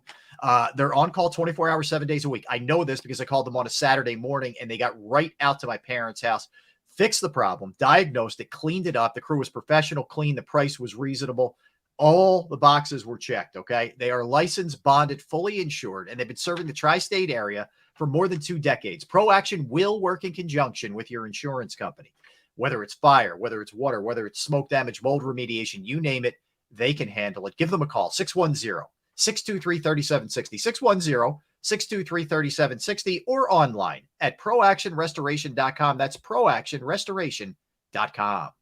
Don't wait until after Thanksgiving for leftovers. It's the new leftover sales event at Jeff D'Ambrosio Destination Downingtown. Jeff must get rid of hundreds of new 2022 vehicles on the lot. Rams, Grand Cherokees, Wranglers. Jeff has them all for less. Jeff has reduced prices and payments to the lowest they've been all year. And Jeff knocks down high interest rates. Save thousands more than anywhere else. Plus, get more for any trade or lease return. You always win at Jeff's. Great selection, best price. Hurry in now. Jeff D'Ambrosio Destination Downingtown. Nobody treats you better. Black Friday sales event. At Pond Lehocky, we've recovered billions of dollars for our clients, and we're confident we can do the same for you.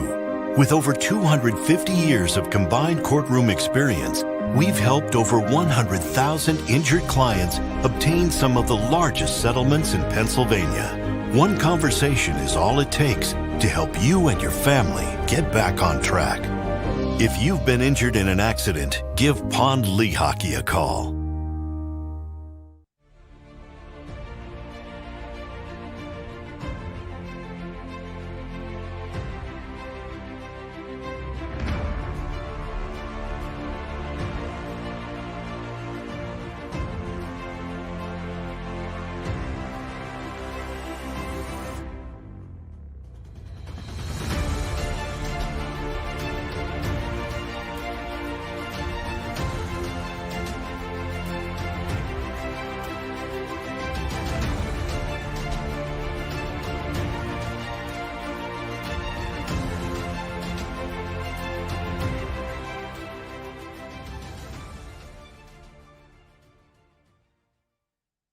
Go for the beers. Go for the cheers. Go for the hit and the hits. Go for the scene. Go for the screens. Go for the gallery. Go for the win. Go to Ocean.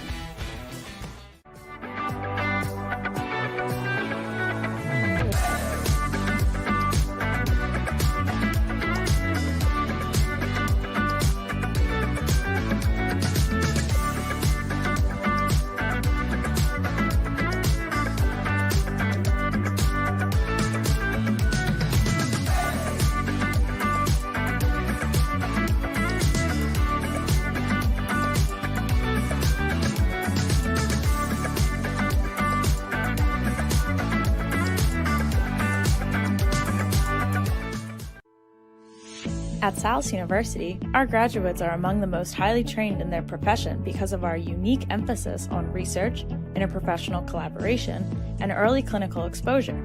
Learn more about our programs at salus.edu.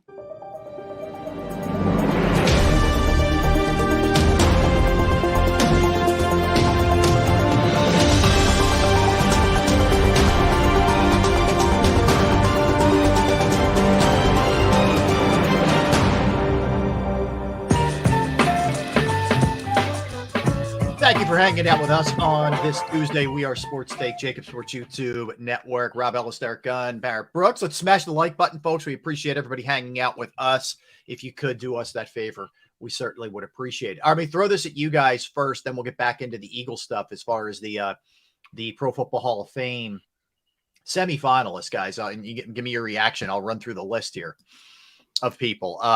That's three guys I played with, bro. Three. Okay. Let's start with this one. Eric Allen, who I can't figure out for the life of me how this hasn't happened yet with the amount of interceptions that guy had for as long as he played.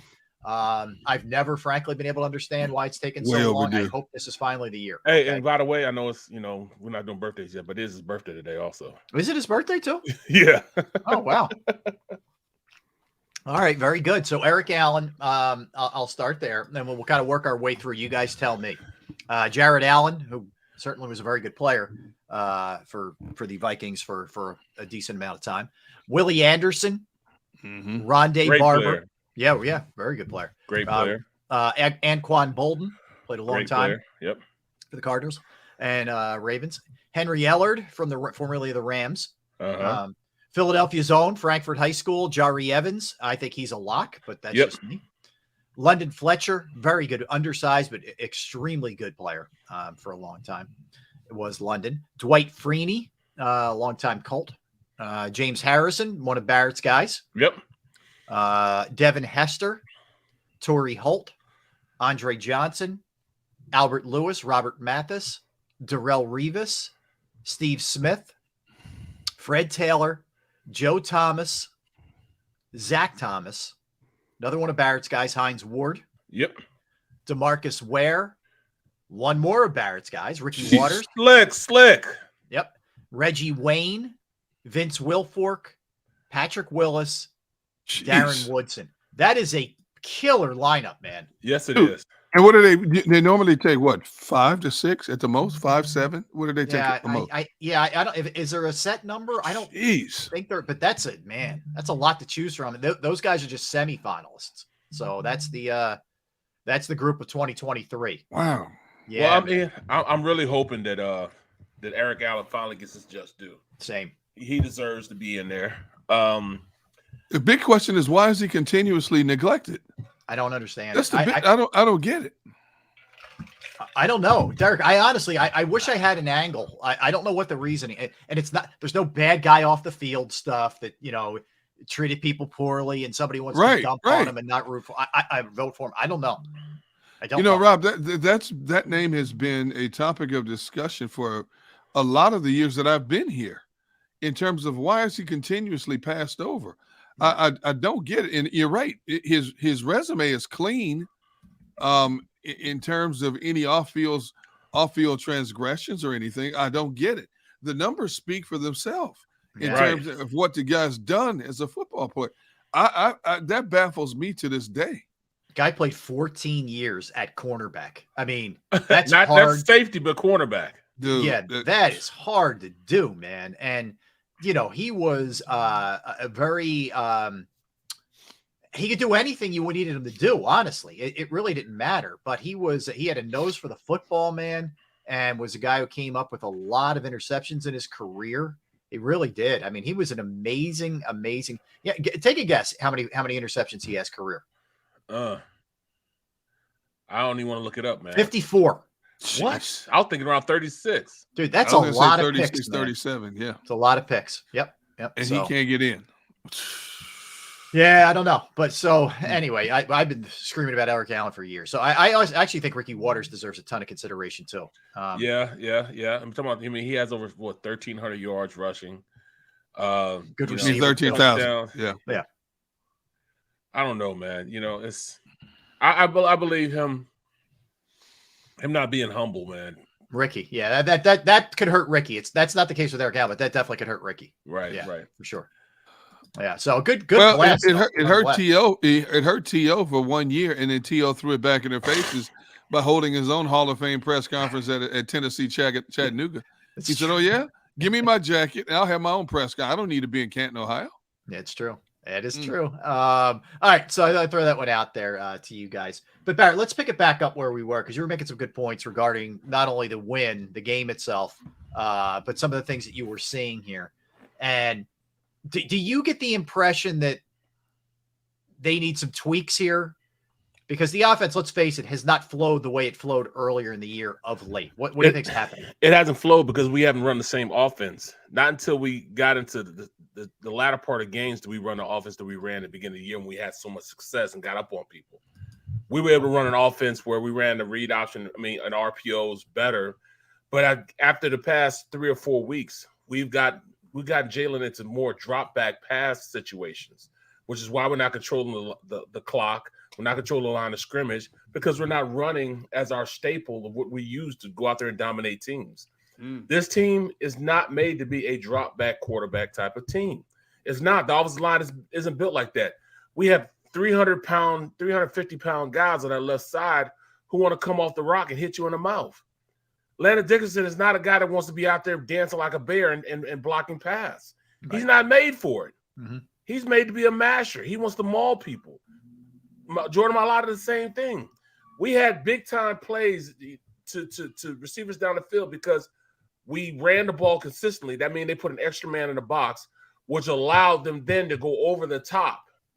And because we had more people trying to be in the box trying to stop the run than there were people outside trying to stop the pass. When you change it conceptually, and when you watch the film, see how many times he does drop back passes as opposed to what he did at the beginning of the season. We must run the ball consistently. That's the type of offensive line we have. But have they figured that out? In other words, I know what you're saying, but are they incorporating this the way it should be run then? We have changed. We have changed conceptually what we do. Then why do you think you've changed? Why? Because it's what a lot of people think, that we don't want to put our quarterback in harm's way. We don't want to put Jalen out there where he's going to get hit. Everybody kept saying they're hitting Jalen too much. They're hitting him too much. They're hitting him too much. So what do? They changed it to a more drop back orientated type of offense. Not saying they're not running RPOs. I'm not saying that, but we're getting away from what we do best. But isn't there some truth to that? Isn't there some truth to that? He's taking exceptional hits, and I'm sure defensive coordinators are saying get as many hits on him as you can. We can't have our cake and eat it too. You can't. I get it. You can't say, all right, I want a dominating offense that nobody can read, nobody can stop, but then say, all right, but I still don't want my quarterback hit when you go out and run that type of offense. When you have a quarterback like Jalen, who's a dual threat, he makes the defense account for all 11 guys on the field. When you have a drop back quarterback, like they played last week with the Colts, Matty Ice, the defense is only defending against 10 people on the field. They're not worried about the quarterback running or anything. He's going to be right there where he is. You can't do that with Jalen. You have to bring somebody else in the box to account for what else he can do from an athletic standpoint. You have to allocate resources to stopping the run when he's playing the way we know he can play. You can't just sit back and say, all right, then we're just going to keep 6 or 7 men in the box and stop the run, stop Jalen, and then we'll stay. That way we can, at least have somebody double or bracket A.J. Brown. Can't do it. Because of Jalen's so good, you have to account for him also. So you must have a spy in there. You must have somebody else in there to stop the run. So that puts 8 people in the box. Now who's going to double team on the outside? All I'm saying is this. You can't have your cake and eat it too. We must understand that Jalen knows how to protect himself. I said it earlier on. When running for first down, he slides before he gets to the first down, knowing that he's going to get hit if he tries to go hit that first down. I have no problem with him sliding before it. We'll pick up the first down eventually. In cases late in the game we need it, I can see him going out there and doing it then.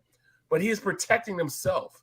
He understands what his worth is to this team. So he's not putting himself in harm's way. But you can't think that his intangibles are not going to put him in a bad position sometimes. It does. But it also gives you the ability to really have an explosive offense because you can push the ball down the field because they don't have enough defenders to defend the pass. Hey, by the way, this is the segment, and we'll try and do this each day, guys. People in the chat section, you want to fire away some questions for us. It could be Eagles related. It could be anything where we were discussing or going to discuss today. Please feel free. Just throw them out there, and we will get to as many as we can get to. Here, put Deck Burritos, but second to the last one. Hold on. All right. Deck Burrito. That's it. Seriously. If it works, it works. Jalen knows his body. He's not reckless and don't really see him getting smashed on tackles. Yeah. That's what I'm saying. I agree. Look, I think that, you guys know I've been railing on this for a while. Before it was he doesn't throw enough touchdowns. They don't count the running. I don't care how he does it. And I don't think he's reckless. I don't think he puts himself you're in harm's way anytime you step on a football field. But I don't think he goes out of his way to be this guy who's going to challenge bigger players. I don't think he does that. Yes, the more he runs, the more chance he gets hurt. That's only logical. But at the end of the day, you got to do what you got to do to win football games. And this was a classic case of, okay, this is going to be a day where his legs are going to have to win it for us, for the Eagles. And that's what happened. Didn't you remind you of the first game? Right, Detroit. Same thing as Detroit. Yep. Here's one for you. Put up the Eagle Maniac. The question. I like this question. Okay. I like this one. The Eagle Maniac, where he says, does Jalen trust his blind side? That's a great question right now, because the last couple of games, Mailata has not been Mailata. And we've identified that on a number of occasions. It started with the Houston game, and now I'm not going to blame on Mailata what happened where Miles Sanders got caught with Yannick Ngakoue on a strip play. I am. Why? Because Mailata crashed down. He crashed down on that block, didn't he? You got to drop hinge. You drop down for a second to secure that 3 technique, just for a second. Put your hand right there, and then go out and help that running back. Okay, so that should not have been Sanders on an island out there. Mailata missed that play. Then you have to wonder, what was the line called then? Well, it's on this play. We call it a gap hinge. You gap down, protect the inside gap look, and if there's nobody in the inside gap and there was nobody in the inside gap, put your hand down, stop that gap, and then you got to get back to help. It's either a running back or a tight end, one-on-one against a defensive lineman. You're taught you got to get out there and help him. As long as that linebacker does not come, you got to get out and help that linebacker, and that's why he was there to make a play. I don't know why he just stayed down. Why stay down there? It was a time he was sitting there, he was blocking nobody, just sitting there on the air like this. You can't do that. But stop, gap, turn, and get out. We've been talking about this, and that's why I said it's a great question. We've been talking about this for 3 weeks now. He's slow out of his stance. He's getting beat continuously off the edge. All these guys are going up these up and under moves against him, or they're doing that swim move and getting around him too easy. And why? And if that's the case, if we notice it, does his quarterback notice this as well and start saying, oh, geez, I got to start looking on my shoulder? So why do you think they're running those type of protections? Get him down there, put his hand down there, get back out to help the rack. He's supposed to be out there helping the back. That's his job. He messed up on that play. He should have been out there helping. And so that's why they had a big play with him, strip sack. He can no longer allow those things to happen. I don't know if he's healthy, but he's reverting. He's regressing. It has a lot to do with his health, but right then, it still does not. That still doesn't keep him from getting a lot of the blame for him not getting back to help that running back. You got to. If it is his health, why don't you put in that former first-round pick who's sitting there? How many teams have the luxury of having a first-round pick sitting on the bench? Not many. You got a first-round pick. If Mulata's what, Barrett? Now, wait a minute. Don't give me that side-eyed look now. Here, now, look. You were talking up Dillard for a long time. And what did I tell you that I heard about Dillard? They don't trust Dillard. Right, and I was also talking up the Raiders. Okay, but I'm just saying. Okay, so you're seeing what I'm saying. That's why I brought it up, because I was told. Remember when I said early in the summer they don't trust Dillard, and you kept saying, "Come on, D-Gun, he's showing all these signs, yada yada yada." And I'm not gonna argue with you because you see things as an offensive lineman. I did see it. I did see it. I saw the fight. I saw him out there playing well, but sometimes a guy just doesn't have it. Thank you. I told you I heard that. You done had that fight, man. You got to be able to fight your way out of a wet paper bag. It should be hard to fight your way out of a wet paper bag. So that speaks volumes. If they're willing to keep a guy out here who we think is still injured, more so than going to a guy who's finally healthy and a first-round pick sitting on a bench. Yep. That speaks volumes if that is the case. I don't know. Like I said on that last play, he should have dropped down, checked, and got out to help. He didn't, which is why I'm really thinking, all right, man, you got to give me more. You got to be more careful than that. You got to go back there and give me more. I want more from him. I need more from him.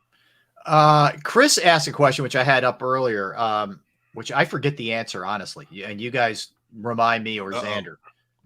We were talking about a new theme song. Oh, yeah. Show. Whatever happened with that? I honestly don't remember. I'm asking. I don't know. Well, my son, he's so knee deep in his schooling and his job. He just totally, Dad, I don't know when I can do it. I don't have time. That's when you got time to go drive your new Jeep. You don't have a half hour to come up, and come and help your dad out. I've been helping you for 31 years. You can't help Dad out. And my other guy, Elvin, who I've known, he grew up with my sons. He's all over the country now. He's a big-time music producer. I can't get him to sit still. I said, dude, you don't have a whole plethora of just old beats we can just listen to. Right. I'm going to get – dude, these young people nowadays, dude. It never happens, yeah. You can't trust them. I mean, he's got beats. When I was doing my podcast at his house, he would play these beats. I'm like, dude, who is this? Oh, that's just something I was tinkering with last night. I said, dude, that's hot. And he's got collections of just beats sitting there. So I'm going to guilt him again. I'm glad you brought it up, Chris. I'm going to guilt him again.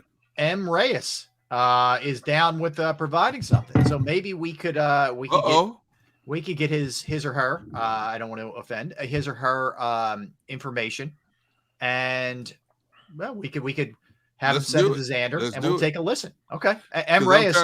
Yeah, we'll get in contact with you. I'm getting tired of this game show music.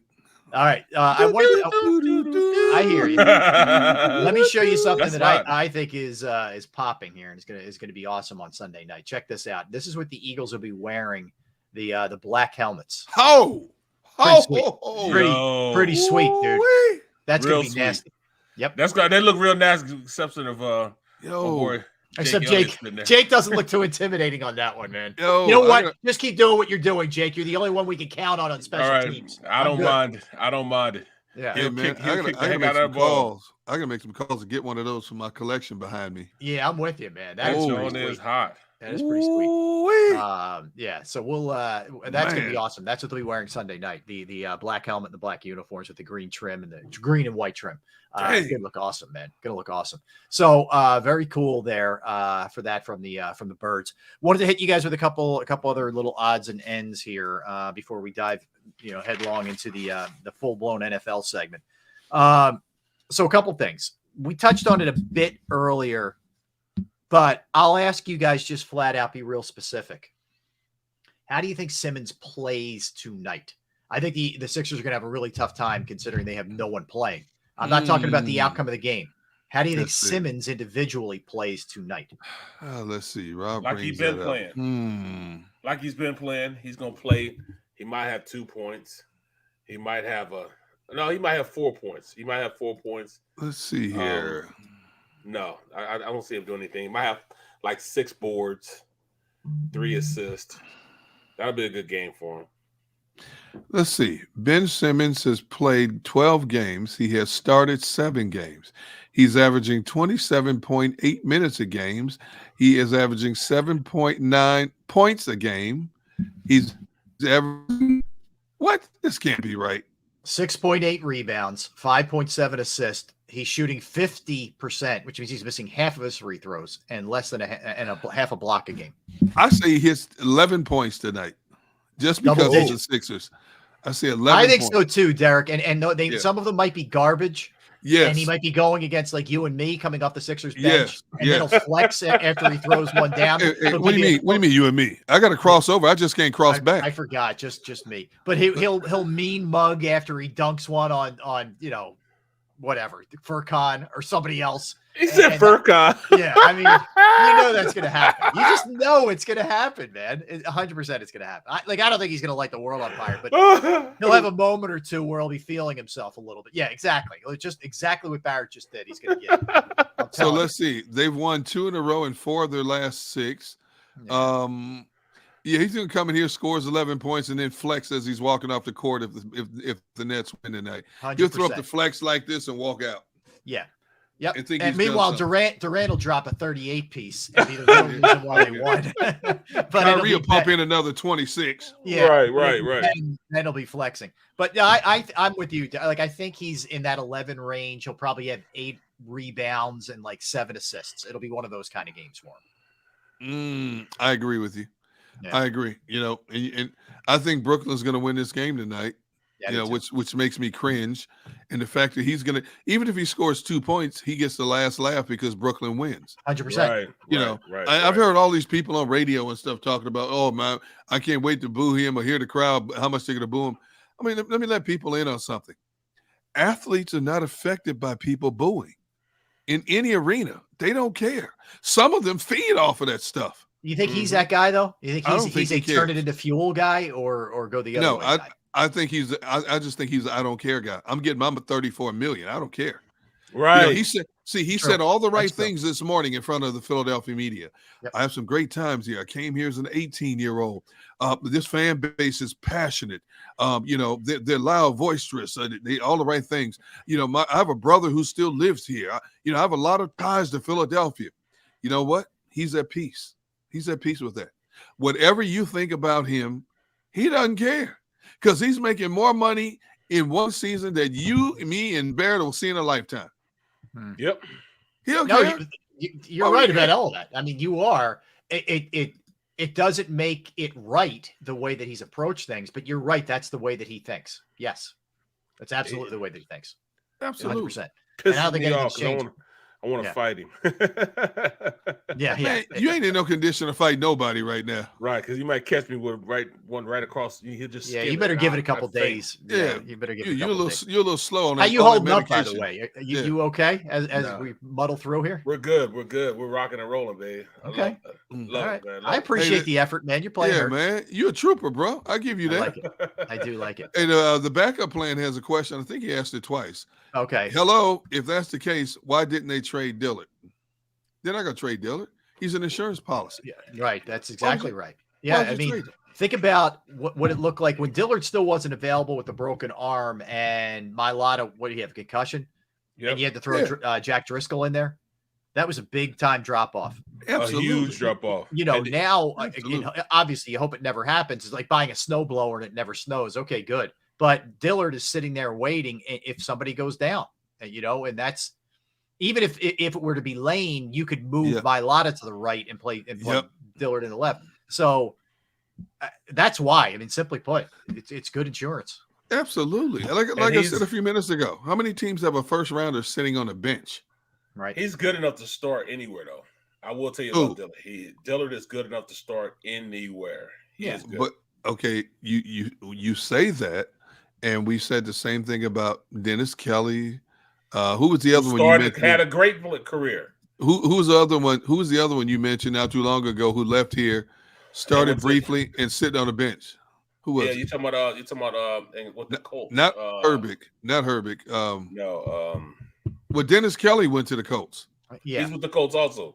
Dennis Kelly started with the Titans for about 4 or 5 years. Yeah, he's had a good career. You're He was traded for Dorial Beckham Green, right? Yeah. You're talking about what is his name? He played at TSU. Let me look it up. Hold on. Ooh, TSU. Ooh. TSU. Yeah. I mean TCU. Yeah. TCU. Matt Pryor. That's his name. Thank you, Anthony. Thank you, Dank. Good job, guys. Yeah, Horned Frogs. Yeah. We're having a great year, by the way. Yeah, they are. This is what, 11-0?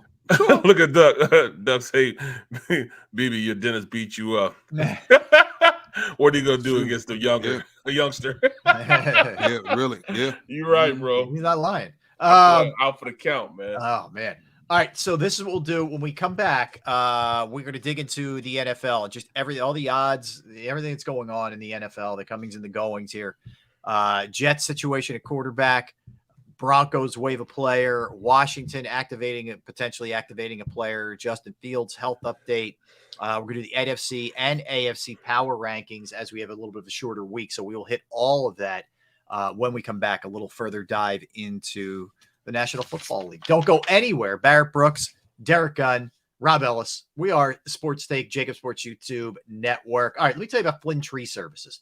Flynn Tree Services is an experienced, licensed, and insured Pennsylvania tree services company that will trim or remove any unwanted trees off of your property. They offer cost-effective solutions to any tree problem that you may face. So, you have any type of tree issues in your yard or on your property. If you do, they're just a quick phone call away. They are experts at trimming all types of trees, and they serve southeastern Pennsylvania, South Jersey, and northern Delaware. Flynn Tree Services specializes in tree removal, stump grinding, as well as tree pruning. Now, keep in mind, we're in that storm season right now. Crazy winds, right? Potential hurricanes, all of that stuff. It's a great time to have your trees evaluated to make sure you won't have any problems down the line here. So go to their Facebook or Instagram page. For more information or a sampling of their work, give Flynn Tree Services a call today at 610-850-2848, 610-850-2848, or online at flynntreeservices.com. That's flynntreeservices.com. Go to get your game on. Go for the beers. Go for the cheers. Go for the hit and the hits. Go for the stakes and the stakes. Go to get your parlay on. Go to get your party on. Go for the scene. Go for the screens. Go for the gallery. Go for the win. Go to Ocean. Visit theoceanac.com to plan your visit. Since 1977 at Rafferty Subaru, we have always been about our customers and the community. Early on, a safe and durable option, we've evolved to become the best overall brand according to Kelley Blue Book. Over the last 14 years, we've donated thousands of dollars through the Subaru Share the Love event and found homes for hundreds of pets. The Rafferty family is proud of our 45 years in business. This month, celebrate our anniversary with special financing on select models. Visit us and see why.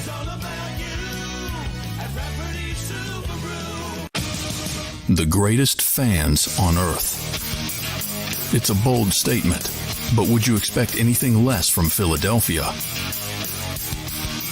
58 years of heartache creates a toughness, a grit, a resolve not found in most. Sure, our prayers were answered, but now that we've had a taste, we're looking for more.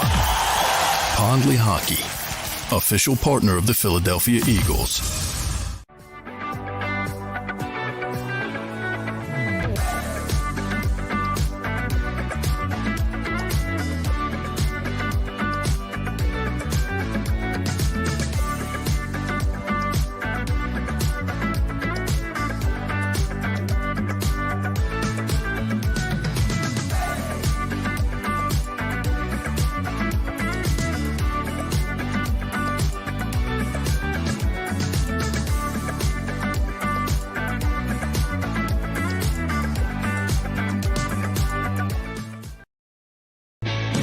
Hi everybody, my name's Jason Lombardi. I'm an inspector at DryTech.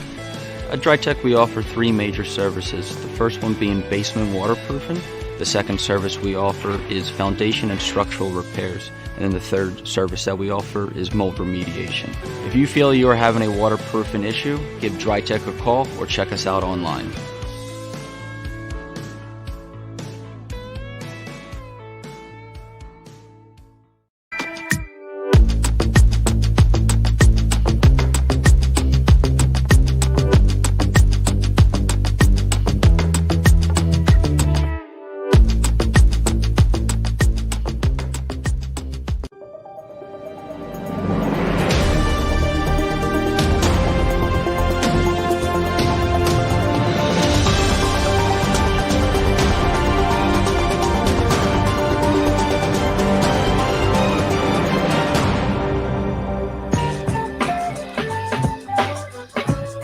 Back, everybody. Hour number 3. Hi, everybody. I'm your game show host, Derek Gunn. Do you want what's behind door number 1, number 2, or number 3? Okay, I'm sorry, Rob. Go ahead. No, I listen, man. I'm with you. I am with you. That music brings it out of me. We need to shake it up. There's no question. It's time. It's time. We got to make it happen, man. By any means necessary. Whether that's one of our friends in the chat section, somebody listening, somebody streaming, one of Derek's relatives. I don't know. Whatever it takes. We got to make it happen. I'm calling people out right now, man. All right, call people. All right, let's start with this one, guys. Coming off that futile offensive performance on Sunday against the Patriots, and his wording after the game where he said, do you feel like you let the defense down? He said no. Robert Saleh, despite 3 weeks ago saying that he is our guy, was non-committal about Zach Wilson. And to me, this is interesting because this is the guy who was supposed to be the face of the franchise, who you drafted extremely high to be the quarterback, of the future here and the present. And you could tell, and that you guys tell me, and Barrett, I'll start with you on this because you have lived this in the locker room as a player. You had to bring up the Jets, didn't you? I just had to do it. I'm rolling with it. I'm and they roll with it too. I know. Here it comes. I'm powering right through here. So my question is, Barrett, when he said that, when he was asked point blank, do you feel like you let the defense down? And he said no. This to me is a reflection that the locker room's pissed off at him and the coach realizes it. And if he wants to salvage the season, he either has to put the fear of God in this cat or bench him. What is your sense? He's just not a good quarterback, man. He's not an NFL starting quarterback, not to me. He'll be a great backup, come in and spell you, but he's not a guy consistently go out there and will your team to victory. He doesn't have the intangibles. He didn't have for him to say no, it's crazy because number one, you got to be humble because you just lost. Number two, you didn't help your defense out. Did you help him? No. So if you didn't help him, it means you let him down. Right. He's in the fantasy world, thinks too highly of himself. And that's why Robert Saleh's like, you know what? And that's, especially when you have a defensive-minded head coach, they'd be like, hey, bro, we can't ride with you this long, man. Mm-hmm. We just can't do it. Can't do it. I'm with, even if he went out and played well and they lost, you don't do that. Like you fall on the sword no matter what. And like, I'll give you an example. The flip side of that is Justin Fields, who got hurt in the game, hurt his shoulder and stayed in there and is questionable for the next game, went in and apologized to his defense for letting them down against the Falcons. Like, wow. That's a guy who gets it versus a guy who doesn't get it. Right. Exactly. He doesn't get it. And those defensive players will eventually let you know that you're not getting it. Mm-hmm. So, you know, he's on a long run with a short leash. The only thing I would ask is, like, and I don't think he's the guy either, Barrett. Let me just say that. But I can't say that with 100% certainty.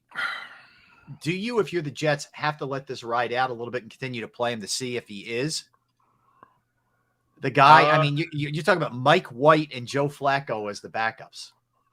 Well, I mean, we know Joe can play, but he's the short-term answer to a long question.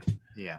Are they in a position to get one of these new quarterbacks coming out? No, they're too good. The record's going to be too good to get straight out of one of those guys. So where are they at as far as their progression of being a team that compete come up here pretty soon? I don't think they're in a position for that. So they got to ride with it. They got to ride with him. He's got to be the means in which this ship sails. What do you think, Derek? I don't think so. Here's why. That kid just put your head coach in a very uncomfortable situation. That statement put that coach in a very uncomfortable situation. Now, just a few weeks ago, the same coach said, we're committed to Zach Wilson. This kid now needs to be taught a lesson. And if you sit him for one game, because now the public cry in New York is, and from the teammates anonymously is, yo, who's this dude think he is? He's as much of a problem as anything else on his team. The defense is not the problem. Him throwing the ball in the ocean, in the Jersey Bay, is the problem. So now the coach has to make a decision. Now you've got Mike White sitting there, and you've got Joe Flacco. Your frontline quarterback. We saw the highlights. Man, he was throwing the ball. It looked like a young Aaron Rodgers who was throwing the ball against Tennessee last week. Balls over and I know it was a windy day, but still, he was missing dudes wide flats. I don't care how windy it is. You got to have arms strong enough to get the ball to a receiver in the flats. And then he stood there and said, "No, we're not the problem. We're not a problem." So the coach, this has to be a learning tool for a young quarterback. Now the Jets were on the inside looking out of the playoffs. This one loss cost them right now. They're on the outside looking in. I think the team would play better if you set his butt down for a game. First of all, you talk to him. Look, young man, even if you believe you're not the problem, you don't say that. We're in a struggling situation here. Do you see what kind of division we're in right here? We're jockeying for position every week. We need all 53 guys to be of one mind, one accord. You stepped outside of the fraternity when you made that comment. You can't do that. So you sit his butt down because he's not helping them win. So put Flacco in and put Mike White in and see what they can do. And guess what? If they win, you sit another game. And if they win again, you sit another game. I don't think anybody with a Jets fan base right now would have one problem with Zach Wilson sitting his ass butt on the bench. Look at you. All right, Derek. butt on the bench. I like it. Fired up. You're right. Hang out with Barrett too long. Oh, dang, they throw me under the bus. That's crazy. I know, really. That's crazy. But you know what? I haven't seen that happen before. Where have I seen that happen before? Nowhere. What? Where have I seen a frontline, a draft pick quarterback, he's been drafted for the past 3 years, be benched for saying something like that? They're just not going to do it. They're not going to do it. I don't know. I think this one's up in the air. I don't know. I think this really because I believe, Barrett, part of it is that the locker room is like, yo, man, what's up with this dude? I think that's a big piece of it. Exactly. Right. I do see that. I understand that. I saw Buddy Ryan do it with Jaws and Randall. But Jaws hadn't lost the locker room, had he? Well, that's the difference. Right. It was split in half because the defense wanted more. So they wanted Randall. Yeah. And then the offense wanted Jaws. It was a defensive-minded coach. So he went with what the defense wanted. Have I seen it anywhere else? Not really. Mm-hmm. Not really. Could I see it happening up there? Saleh, he's already taken names and numbers of people that doubt him. He might do it just a simple fact. He wants to win that bad. Yes. Yeah. That's why I might say yeah. I might say yeah. Zach Wilson right now. Now, this is his season, okay?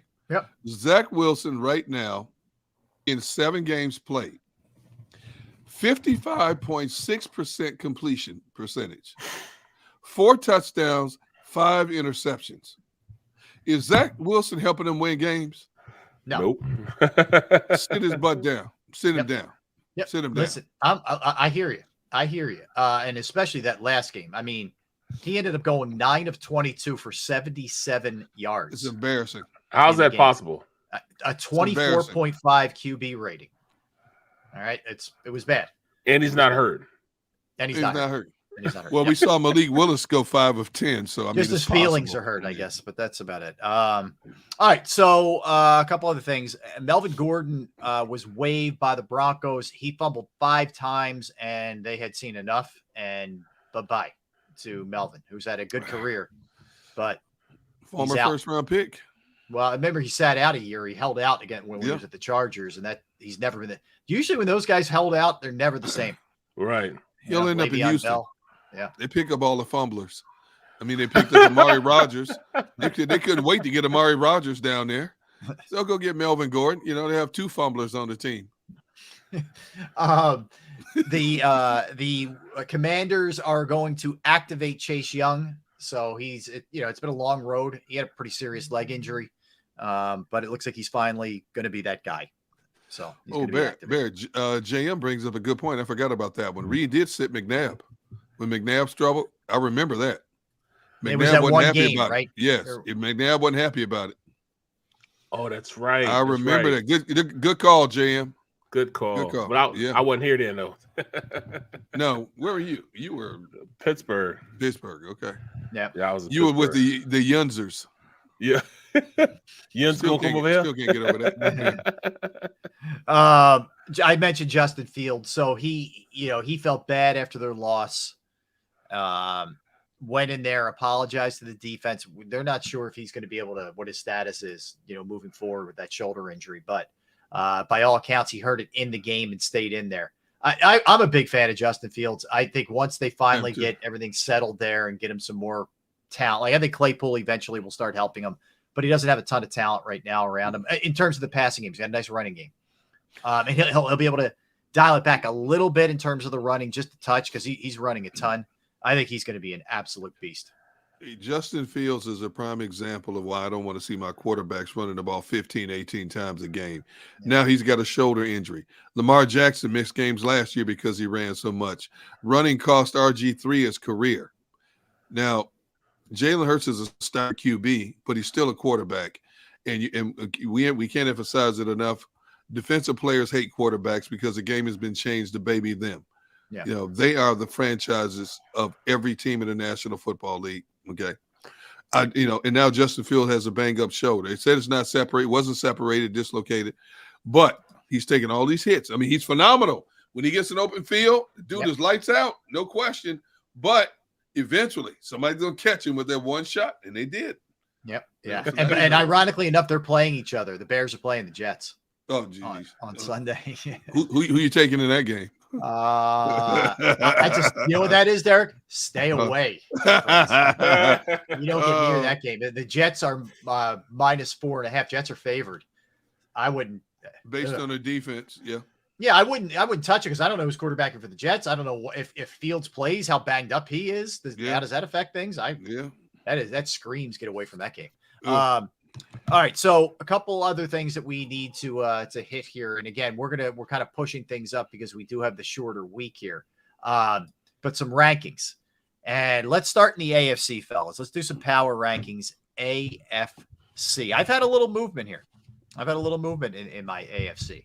Oh, so okay. We're just going to do 5. We'll do 5 in each conference. So I go first. If you guys don't want to go first, I'll go first. I don't care. Titans at 5. Okay. It's taken them a while to crack the top 5 for me, but I have the Titans at 5. I have the Dolphins at 4. I have the Ravens at 3. I have the Bills at 2, and I have the Chiefs at 1. Now, I think you can certainly argue my 2, 3, 4. I'm giving the Bills a bit of a benefit of the doubt considering the way things have gone lately for them, even though they won last week. But that's my order. I'm going Chiefs, Bills, Ravens, Dolphins, Titans. Chiefs, wow. Bills, Ravens, Giants, Titans. Okay. My number 5 is Baltimore. Number 4 is Tennessee. Number 3, Buffalo. Number 2, Miami. Number 1, Kansas City. What made you push Miami up a little bit here? Miami beat them earlier in the season. Buffalo, those two games prior to coming back, they struggled against Cleveland this last game a little bit. Then they blew them out in the second half.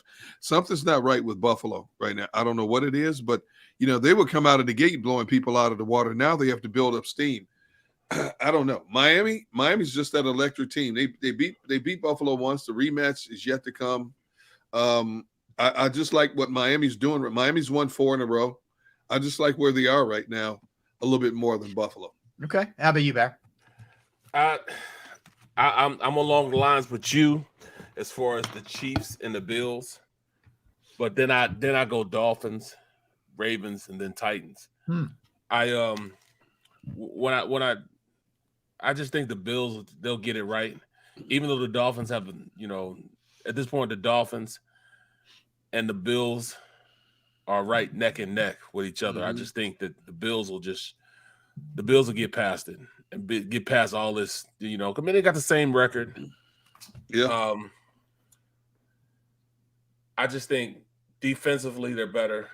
Quarterback position they're better, which is making the Bills a better team. Dolphins, they're definitely good, man. Look at the train wreck we have right there. You know what I'm saying? All these teams. Chiefs, 8-2. But then you look at the Bills, 7-3. Dolphins, 7-3. Right. The Ravens, 7-3. Then the Titans, they're the only ones, that they have a little more of a skewed 7-3 record. You know what I'm saying? The Titans are interesting in that they're getting good quarterback play now. Yeah. Tannehill. You always know Derrick Henry's going to be there if he's healthy, and they're going to be tough defensively, and they're coached well by Vrabel. But that's the X factor, and the young kids are coming on. Yep. Traylon Burks is starting to figure it out a little bit. So that is what makes them a little bit more interesting, and that's also what makes the Eagles' rest of the schedule not easy. Plus Tennessee is that bully team. They like to play bully ball on both sides of the ball. Yeah, they're a very physical team. Yeah, they are. And that carries a lot of weight when you're trying to win games down in crunch time, and you can run a power game all day long and they can't stop you, or you have a defense as stout as their defense has been, and their back end guys are playing great man coverage as of late as well. Tennessee, that sleeper in the AFC right now. Well, look at the Eagles' schedule, guys. So they get after. Well, Green Bay, I think, is just kind of a wounded animal. You don't know what's going to happen here. But they play Tennessee, who's playing extremely well now. Giants, who have overachieved in a massive way, and maybe reality setting in a little bit. But you have to go there on December 11th. At Chicago, which is not going to be easy, but they should win. But then you're at Dallas, and you get New York again. Like, that's not an easy close to the schedule. It's the beginning part was much easier. No, if Fields is healthy, try to defend him with all of his running antics now, because his running he's got a strong arm. I don't think people realize just how strong his arm is. Yep. He just doesn't have a great group of talent. But when he starts running around, that freezes a lot of people on the back end. And he's made some big throws because receivers have gotten wide open, because when he takes off, people freeze. Yeah. It's like Michael Vick, Lamar Jackson, all these, when they take off, everybody's like, where is he? Next thing you know, the guy you're supposed to be covering is 5 yards behind you, and he's zinging it over the top of your head. Yep. Running past you. Yeah, man. Oh, my goodness. That's more embarrassing. It's one thing to have a quarterback throw over you, but when he starts running past you and you suck and win because you can't catch up to him, that's a little bit more embarrassing. Yeah, it is. All right, NFC. Who wants first crack? I'll go. Gunner. All right, you, man. All you. Number 5, Tampa Bay. Number 4, Minnesota. Number 3, Dallas. 2, San Francisco. 1, Eagles.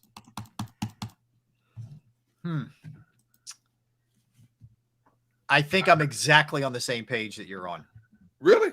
I think I am. Brilliant minds. Give me your order one more time. Time. Tampa Bay, who finally got healthy and showed it against Seattle. Yep. Minnesota. Even though Minnesota got dogged by Dallas, I don't think there's any more other teams better than Minnesota right now in the NFC. Dallas, number 3, because if that Dallas team that plays Sunday shows up, they're gonna be a monster to deal with. San Francisco, I just watched them basically just chomp on Arizona like piranhas chomping on raw meat. That defense is active. They're so creative in their offensive game. The weapons. The addition of Christian McCaffrey, I can't say enough about this, has opened up so many things for an already creative offense, and then the Eagles at 1. Yeah, like watching them last, I know Cardinals stink, and I know Kyler Murray didn't play, and even if he was playing, they wouldn't have won that game anyway. But, with the health they have Debo healthy, Ayuk's healthy, Kittle's healthy. You're throwing McCaffrey in there. They run some awesome schemes. Like some of the stuff was just so unbelievable that Shanahan ran. My goodness. And their defense is ridiculous. I mean, ridiculous. I know, Barrett, you haven't been a San Francisco lover this year. Have you come around at all? You see, I'm quiet right now. What does that mean? The reason I'm quiet, man, because I have to concede, man, to say after last night's game, and watching some of the schemes that they had, the jet sweeps they're running with, everybody, Debo Samuels and all. It's gonna be tough, man. And Kitchens, playing the way he was playing last night, even with that horrible offensive line, with the exception of Trent Williams is something's wrong with that dude, man. He is a monster. Yeah. Monster. He was Deboing people. He was killing people. And your boy, Philly's finest, at that right tackle, he is absolutely horrible. Glitchy. Yeah, he's absolutely horrible. He's one of your favorites. Yeah. But Christian McCaffrey, man, the way they run him, the way they use him, man, he's special, man. And you add him with everybody in that, and it's just they're hard to stop. So I'm gonna go Giants. I'm gonna go Dallas. Then I go Vikings, 49ers, then the Eagles. All right. That's a little different. Okay. You still put Minnesota ahead of Dallas? Yes. Wow. Ooh. Even after the loss, I do. Okay. You know why? Because you can catch lightning in a bottle one time. Just like that's true. The Commanders caught lightning in a bottle. You can't tell me that offense over there with the Vikings is only a 3-point scoring offense. No. Exactly. So that wasn't the norm. That was not what they are. Yeah, Bear, but their defense, I think we thought they had a good I think their defense is overrated. To be honest, I think they're overrated. Well, Dallas's defense is overrated also. Well, Dallas's defense's bigger problem is the run defense. That's what I'm saying. So when you get a team like us, we run the ball against them, we'll be fine. We'll be fine. All right, I'll give you mine. Very similar to Gunner, but a little different here in the back end. So I go Vikings 5. I go Bucks 4. Yeah. Vikings 5. Bucks 4. Yes. Barrett, you're disrespecting the Bucks. I'm telling you, man, they're coming. I'm telling you, they're coming, dude. Cowboys are 3, 49ers are 2, Eagles are 1. The Bucks didn't even make my list. I'm worried about the Bucks. Wow. I can't believe you picked the Giants over the Bucks. I can't either. Absolutely. I'm shocked. You don't think Tampa Bay's defense can stop Daniel Jones? It's not that, man. It's not that at all. I just think that old man Brady is going to start showing his age again. What? Yes. Watch what I tell you. And we'll revisit this when it happens. We'll revisit this because I know you healthy. And I understand that you guys be willing to throw it back in my face because you've done it on several occasions. We did not throw it in your face. With my Raiders prediction, yes, you did, and and it was deservedly so. But this is something I'm gonna tell you guys. You guys are just jumping on that bandwagon too fast when it pertains to the Bucks. You're jumping on it way too fast. I think you're a little oversensitive. I think they're getting healthy, Barrett, and I don't know, man. I just can't write Brady off too. I can't either. I'm not fearing Brady the way I used to fear Brady. He still has one of the quickest releases in the game. Yeah, his numbers are still pretty good, man. Despite all of this. Bro, he has the walking wounded out there. You say, oh, he's gonna be back when they're not getting healthy, man. They're gonna go back. You're talking about they got a receiving core, man. This is a geriatric. Godwin's back. Julio Jones starting to come on a little bit. Yes. Julio Jones will be hurt again. I mean, maybe. Mike Evans is still putting up pretty good numbers. He'll be hurt still. Russell Gage is still hurt. Okay, they'll be hurt, man. The kid Otten's coming on a tight end a little bit. This Russ want to say we'll be revisiting this in about 3 more weeks.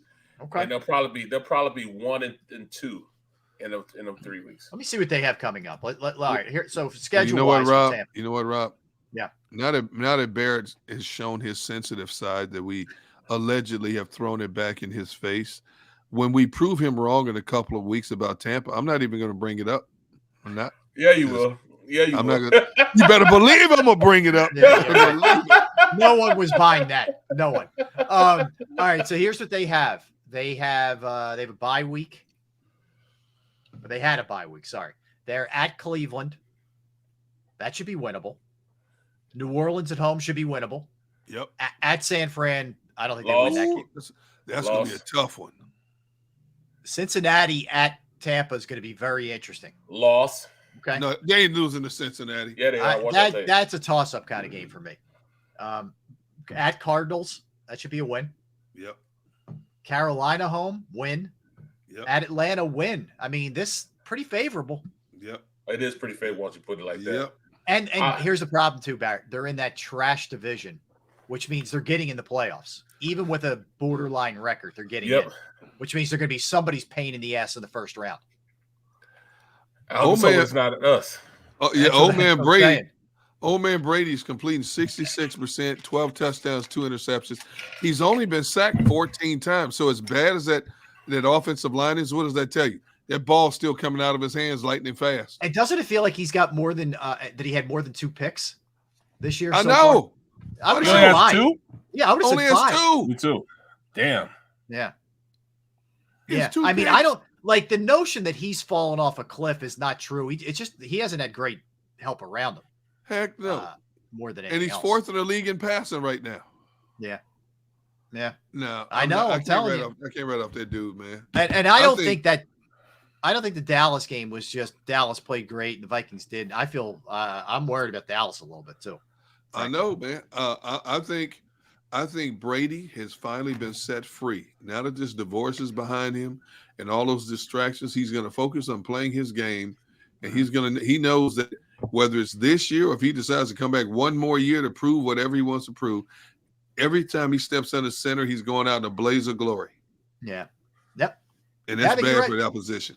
I think you are right. All right, we'll come back. We'll do a little open talk. Team USA had a late lead, gave it up in the World Cup. We'll tell you what they have. There was a massive upset too in the World Cup as well. Messi and crew go down. The Argentinian team lost to Saudi Arabia. We'll talk about that. Have a couple on this dates. Tons of birthdays, tons of movies. We tied Wales, so that's pretty. How do we tie Wales, man? Come on, man. I know. We'll talk about it. We will get into it. I was asking Rob, and I was asking Rob. I said I saw this. I said, isn't this Wales' first Wales first World Cup team since the late 50s or something like that? Let me see. Wales and soccer. All right, I'm going to try and find out. Let's see. Let me check on. The captain is the guy who scored, Gareth Bale. Let's see. Yeah, he's the one. He's the one that beat our union too, right? Yeah, he hurt the union. Okay. They were in the World Cup in 18. If I'm looking at this right. They were? World Cup qualification. Okay, let's see. They with a win.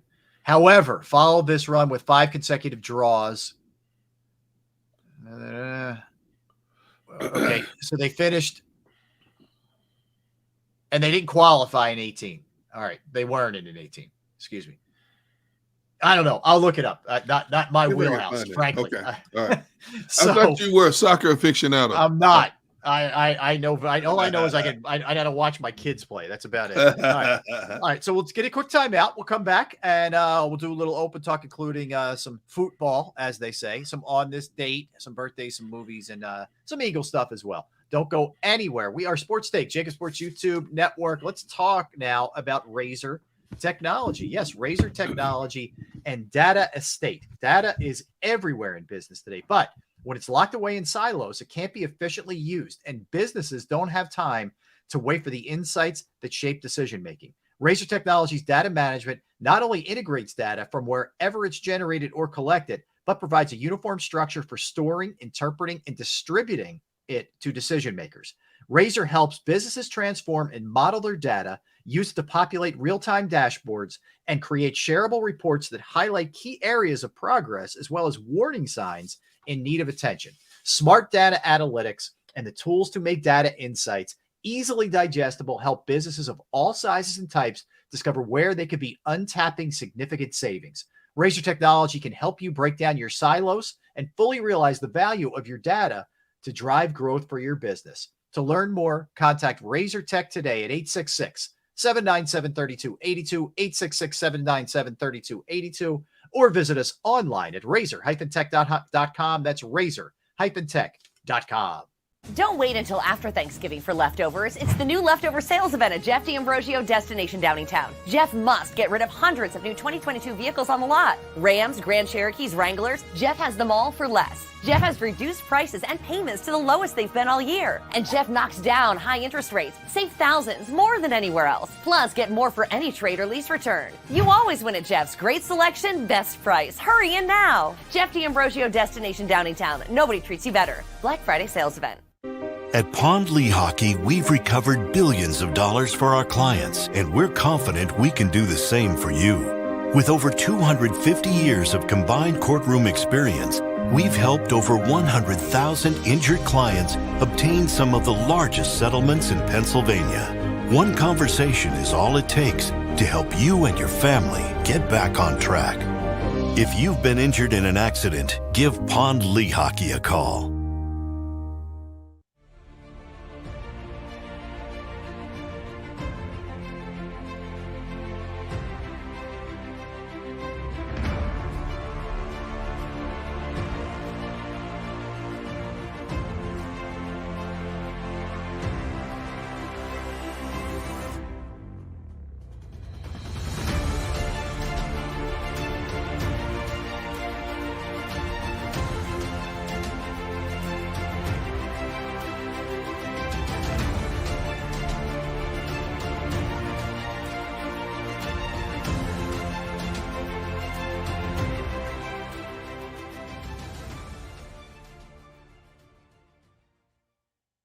Go for the beers, go for the cheers, go for the hit and the hits, go for the scene, go for the screens, go for the gallery, go for the win, go to Ocean.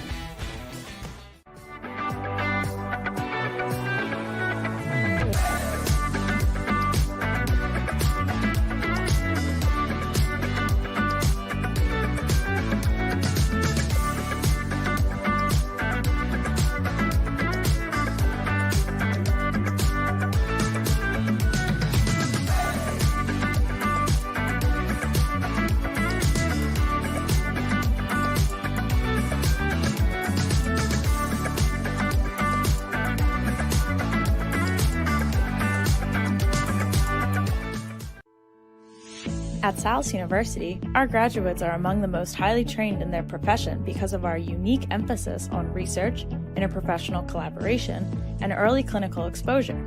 Learn more about our programs at salus.edu.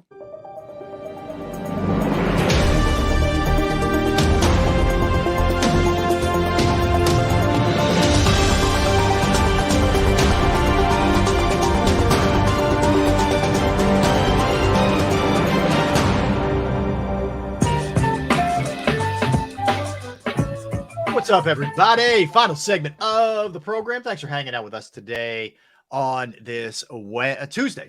Man, I'm getting a little ahead of myself. Wednesday. On this Tuesday. Crazy, man. 2 days away. 2 days now from Thanksgiving. It is a wild, weird, wild thing. All right. So caught the end of this yesterday after we wrapped up the show. At that point, the U.S. was leading 1-0. And I'm thinking, all right, they're going to take care of business against Wales. And then lo and behold, there's a penalty. Wales gets a penalty kick.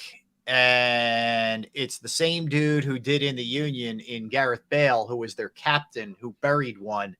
And the game ended in a 1-1 tie. Now, you're not done if you tie like that. If you're the USA. But it is not an ideal situation. It's a game that you should have won, because you get England. That's going to be a much sterner test on Friday if you are Team USA. So not great. Not a great outcome. Okay outcome, but not a great outcome. Well, it's World Cup. What do you expect? Always expect the unexpected. What do you expect? Wales, I don't know much about Wales soccer, It makes three of us, I would guess. But Hey, you know what? So what happens if they lose Friday?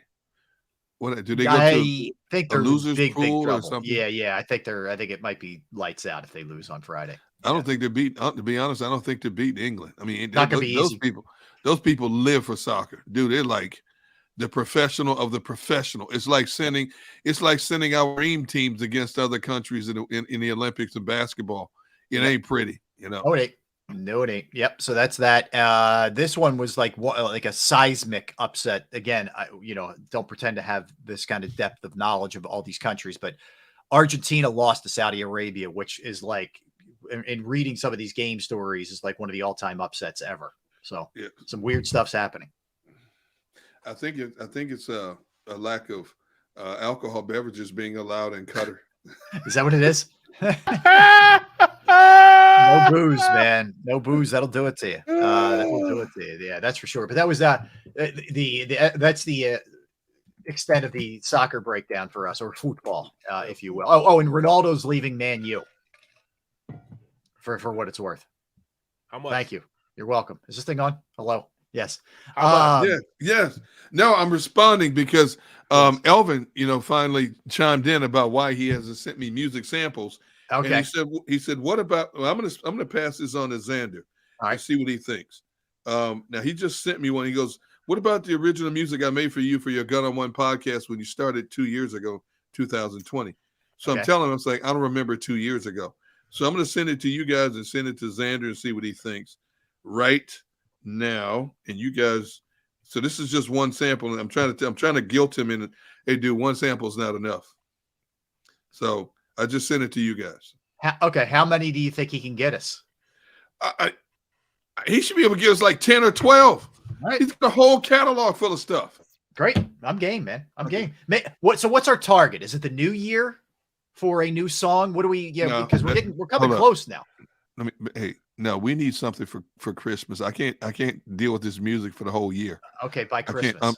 So we have like a month. I mean, we only have a month then, if that's the case. Look, I'm just saying. We tried this before and it didn't work out too well. Okay, well, you have one now. Did you both get it? I haven't gotten anything yet. Nope. You didn't? No. What? Oh, I said message failed. You know why it failed? Because Barrett, every time I try to send Barrett, let me just send it to you. I didn't get it either. I have an iPhone. Yeah, but I included him on it, and it says message failed. It's always Barrett. It's always Barrett. You know what? It is always your fault, Barrett. He always you and that bootleg phone of yours. Oh my God. He finds a way. I'm just gonna send it to Rob and to Xander and let you guys have it. Wait, I want to get this straight. So your phone won't allow you? I don't know, and I'm asking. I don't get this. Won't allow you to. It just, whenever I send a group text, if I include somebody who doesn't have an iPhone, it says message failed. Now, my phone just started doing it like this past spring. Okay. Now, normally the only person I know of when I send a group message to or a group video to that does not have an iPhone is that guy right there. Yeah, him, that guy. Picking on Barrett, and he's hurt today. I'm not picking on him. Not right. Not right. All right. Let's run through a couple other things here. I want to get back to the Eagles in a second, but I want to go two on this dates. One of the serious variety and one on the non-serious. Which one do we want first? Let's go serious, then we'll segue into some lighter stuff. Okay. On this day, November 22nd, 1963, JFK was assassinated. Yeah. I had the opportunity to take the tour. They have a whole tour in Dallas, in the Dallas area, where the depository and the bookstore and all that. It's pretty fascinating if you ever get a chance to do it. I did it a few years ago, and it was, if you're an American history buff or what, it's pretty cool to check out. Obviously, awful circumstances, but the many times that I've been to Dallas, I've had a chance to drive right down this street. I forgot what it's called. Daily, I can't remember. Plaza. Dilly Plaza, where he was shot. And plus, it's easy for me to remember this day because today would have been my dad's birthday. My dad's birthday. Born the day after my brother. Today's your dad's birthday? It would have been today would have been my dad's passed in 2016. But happy birthday in heaven, Mr. Gunn. Yep. So it would have been his birthday today. So so I remember that, and I can remember I was a little bitty kid when that happened, and I can remember when they were doing a funeral. My mom, all schools closed down. My mom was sitting on the couch watching the funeral, and I didn't understand the significance of it then, and tears streaming down her face because a lot of people love John F. Kennedy, in America, 5 years later, Martin Luther King and his brother Bobby killed as well. It was a crazy time, man. It was a crazy, crazy time. All right, so that's the serious one. On a lighter note, 10 years ago today, the butt fumble occurred. Our guy Mark Sanchez. Okay. Scrambling into a butt, fumble, Patriots go the other way. I was actually I was doing sports that night for CBS 3, and I'm in the newsroom like, this has to be in the show. This has to be in the show. This is crazy that this is happening right now. It was on Thanksgiving, if my memory serves. I have watched a lot of football. I have never seen anything close to that since. It's where crazy. A quarterback runs into the backside of an offensive lineman and fumbles. Yeah. Barrett, have you? Yes. I've never seen it. I've never seen it. Running backs, quarterbacks, all that. I've never seen him fumble doing it, though. That's what I'm saying. I've never seen him run into the back of somebody's butt and fumbles like that. I will give him this. I'll give Sanchez this much. He will have fun with it. He doesn't duck it. He brings it up himself. He's got a good sense of humor about it. And I think it's helped him. He's actually a pretty decent broadcaster. I don't mind him on the games. He's rebounded nicely, hasn't he? Mm-hmm. He had a decent career. He did.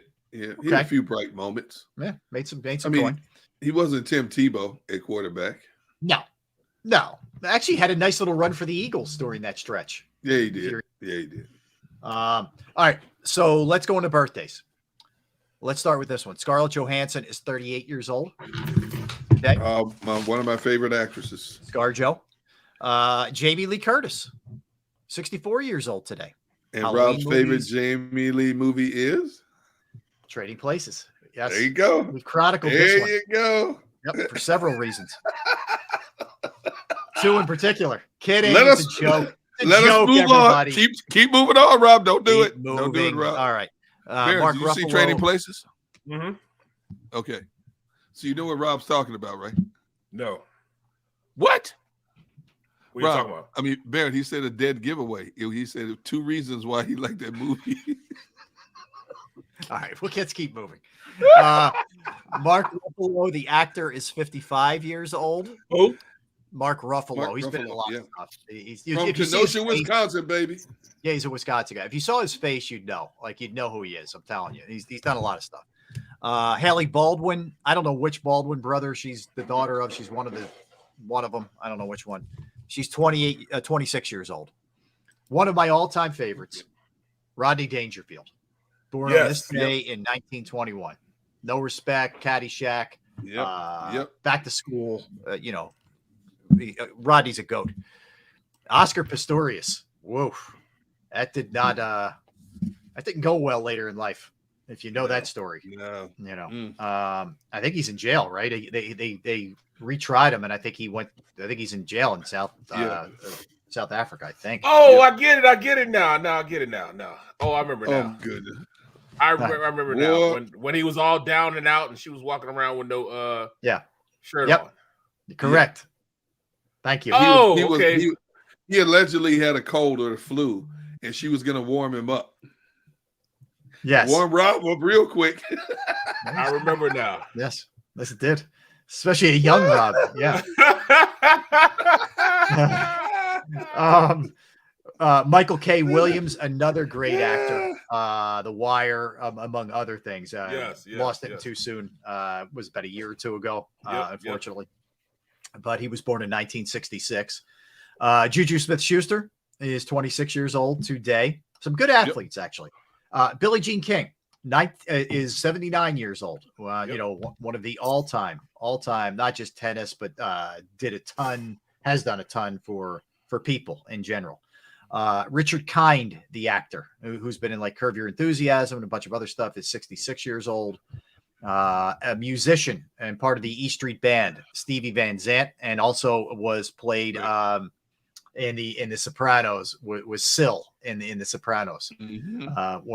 Funny character, Syl, and nasty as well as most of them were. That's all I have for birthdays. What do you guys have? You got anything? Ooh. You had I missed a bunch. Yeah. Okay. Mads Mikkelsen. There was from Casino Royale and Clash of the Titans. Oh yeah. Yep. What about you said Mark Fafalo, the Hulk. Yeah. You already saw him. Yeah. Harley Earl. He was in charge of GM for all those years. He was spearheaded the Corvette project. Oh, Harley wow. Earl. Okay. Yeah, one of greats as far as Car GM, manufacturer. Chevy, and all that type of stuff. Oh, cool. Sean Fanny, Napster. Oh, he was the guy who discovered Napster. Yeah, in college. Yeah, Lasted that had a little run for about 2 years, and then they shut that down. But that was right big for a while. Okay. And then, like we said earlier, Eric Allen. Yeah. Okay. Eric Allen turned 56. 56. Yep. How about you, Gunner? What do you got? Let's see here. We got Boris Becker. Oh, 55. Okay. Brock Osweiler, 32. What a bust career he had. Oh, he got paid. He got paid though. Robert Vaughn, who played the man from U.N.C.L.E. Remember that old show? He was in a lot of stuff. That guy, yeah. Let's see here. Catherine McNamara is 27, and Halle Bieber, Justin Bieber's wife, is 26. Oh, that's Haley Baldwin. Yeah, that's the same. She's married to Oh, Bieber. same one. Okay. Yeah, same one. Okay. Yep. Oh, and Charles de Gaulle. Okay. Remember Charles de Gaulle, French Army. Oh yeah. Yeah. So hey, let me pass this, then we'll get into the movies. So Lane Johnson is the team's nominee for the Art Rooney Sportsmanship Award, given to the player who recognizes players around the league who exemplify outstanding sportsmanship on the field. Congrats to Lane, friend of the show. Yeah, Lane. There you good go, work by man. Lane. Always doing good stuff in the community. All right, movies. A bunch. We got a bunch of good ones today. Woo. So we'll start with we can start all over the place here. But Casino, the movie Casino with Robert De Niro, Joe Pesci, Love that Sharon movie. Stone, Scorsese directed. That was in 1995. Another one in 95 is Toy Story, the first one.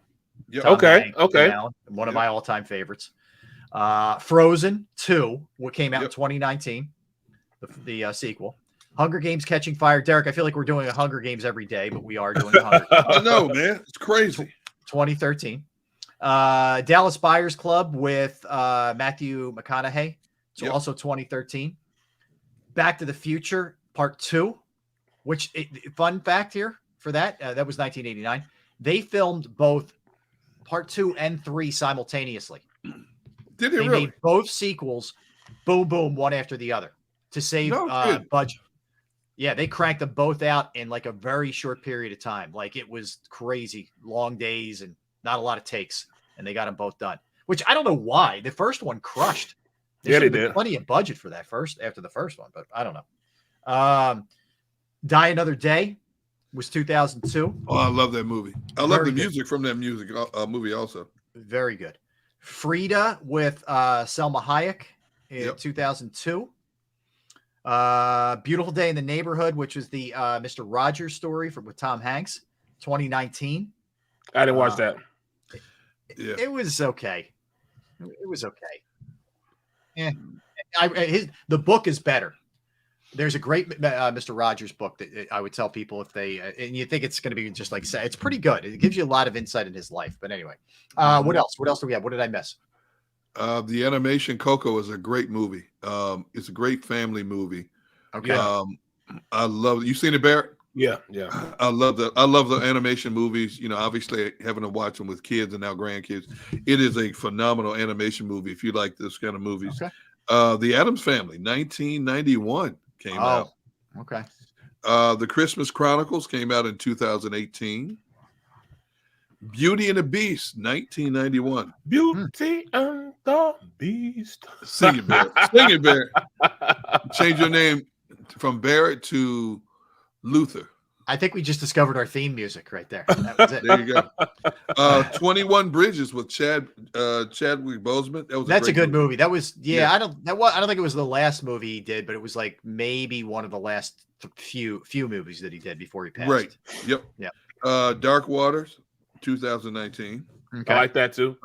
What about Darkest Hour, the Winston Churchill story? That was a good movie. I didn't see that one. Okay. In the days of Adolf Hitler, decisions he had to make and stuff like that. That was a good movie. I'll check that out. Delivery Man, 2013, and King Solomon's Mines, 1985.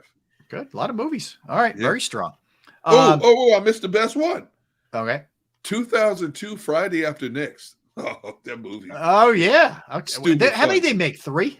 3. Yeah, 3. Okay. Stupid funny. They did really well with those, for sure.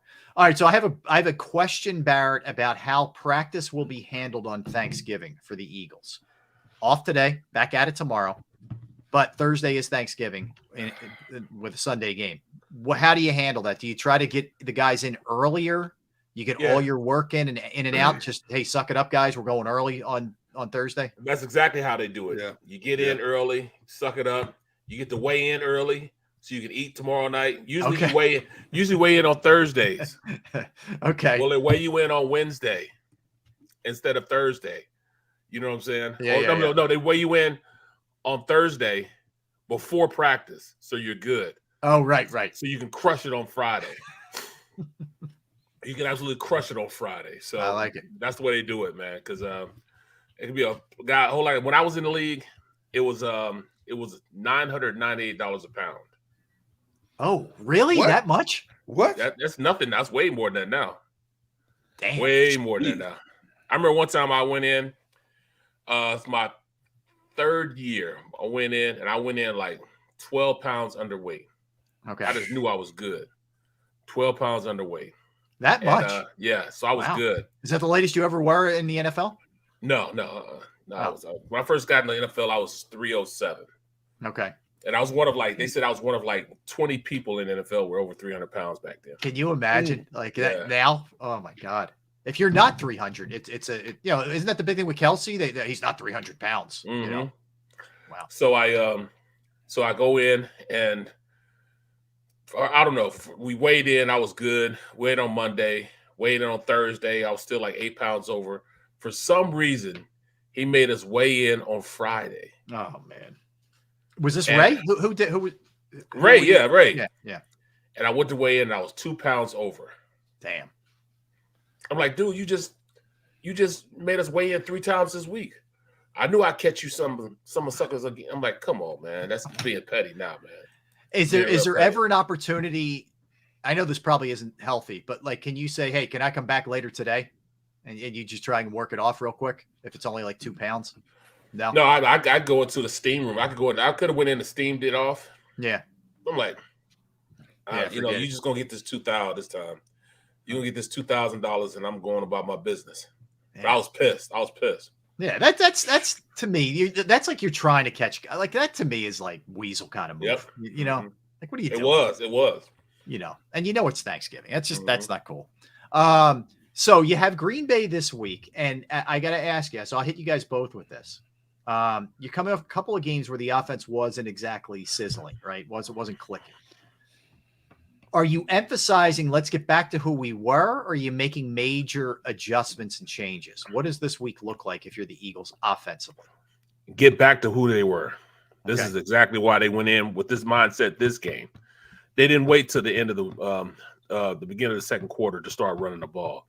They started running the ball, and they saw the success they could have, and things started turning around for them.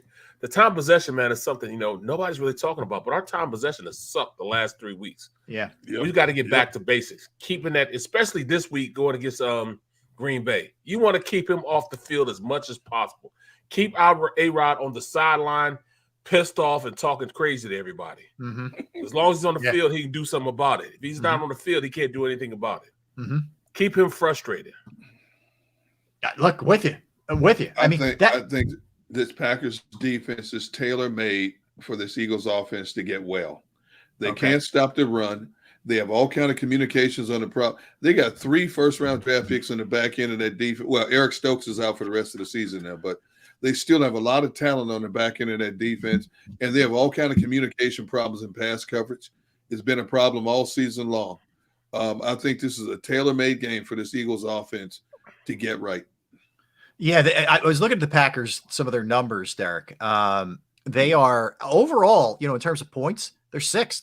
They're doing a pretty nice job there. Against the rush, though, they're 24th. You can run on them. Yep. The passing game is where you could struggle. They're 5th in the run and against the pass. So there's a real disparity with them between the run and the pass. I will tell you this: keep a close eye on Preston Smith coming off that side. Mulata's on. Preston Smith is the back pass rusher. Now that the other Gary is out for the season with a knee injury, Rashawn Gary was a first-round draft pick out of Michigan a few years ago. He was having a great year. He got hurt.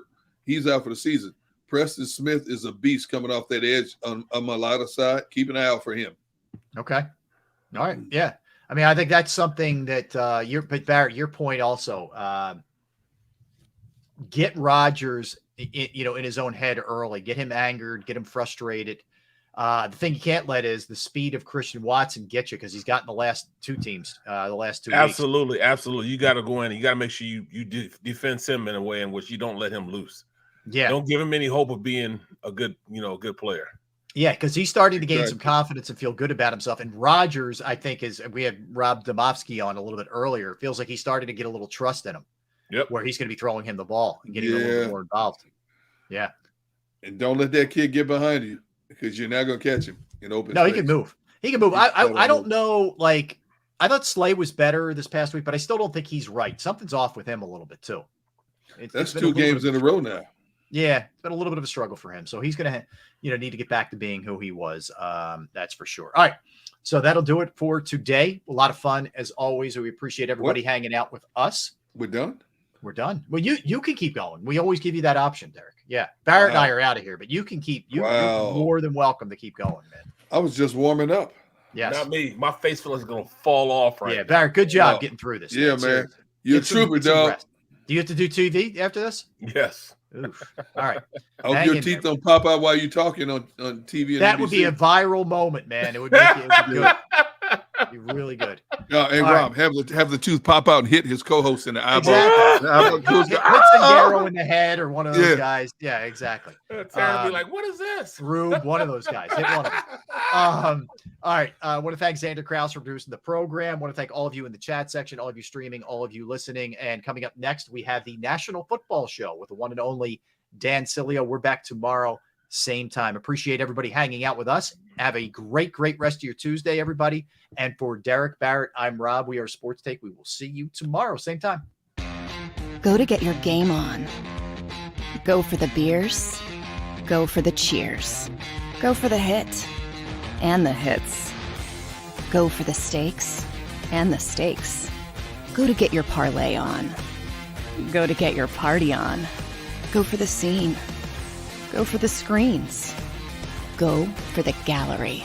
Go for the win. Go to Ocean. Visit theoceanac.com to plan your visit. Since 1977 at Rafferty Subaru, we have always been about our customers and the community. Early on, a safe and durable option, we've evolved to become the best overall brand according to Kelley Blue Book. Over the last 14 years, we've donated thousands of dollars through the Subaru Share the Love event and found homes for hundreds of pets. The Rafferty family is proud of our 45 years in business. This month, celebrate our anniversary with special financing on select models. Visit us and see why.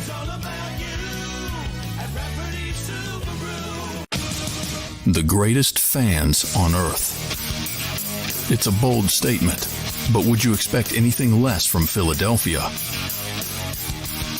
58 years of heartache creates a toughness, a grit, a resolve not found in most.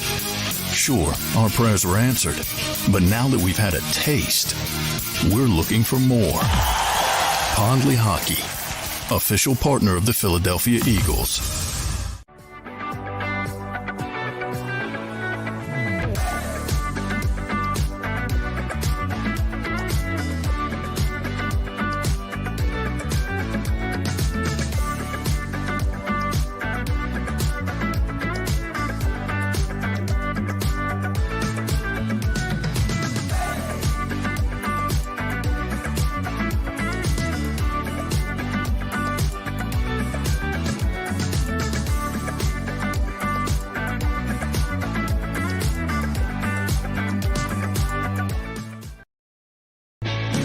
Hi everybody, my name's Jason Lombardi. I'm an inspector at DryTech.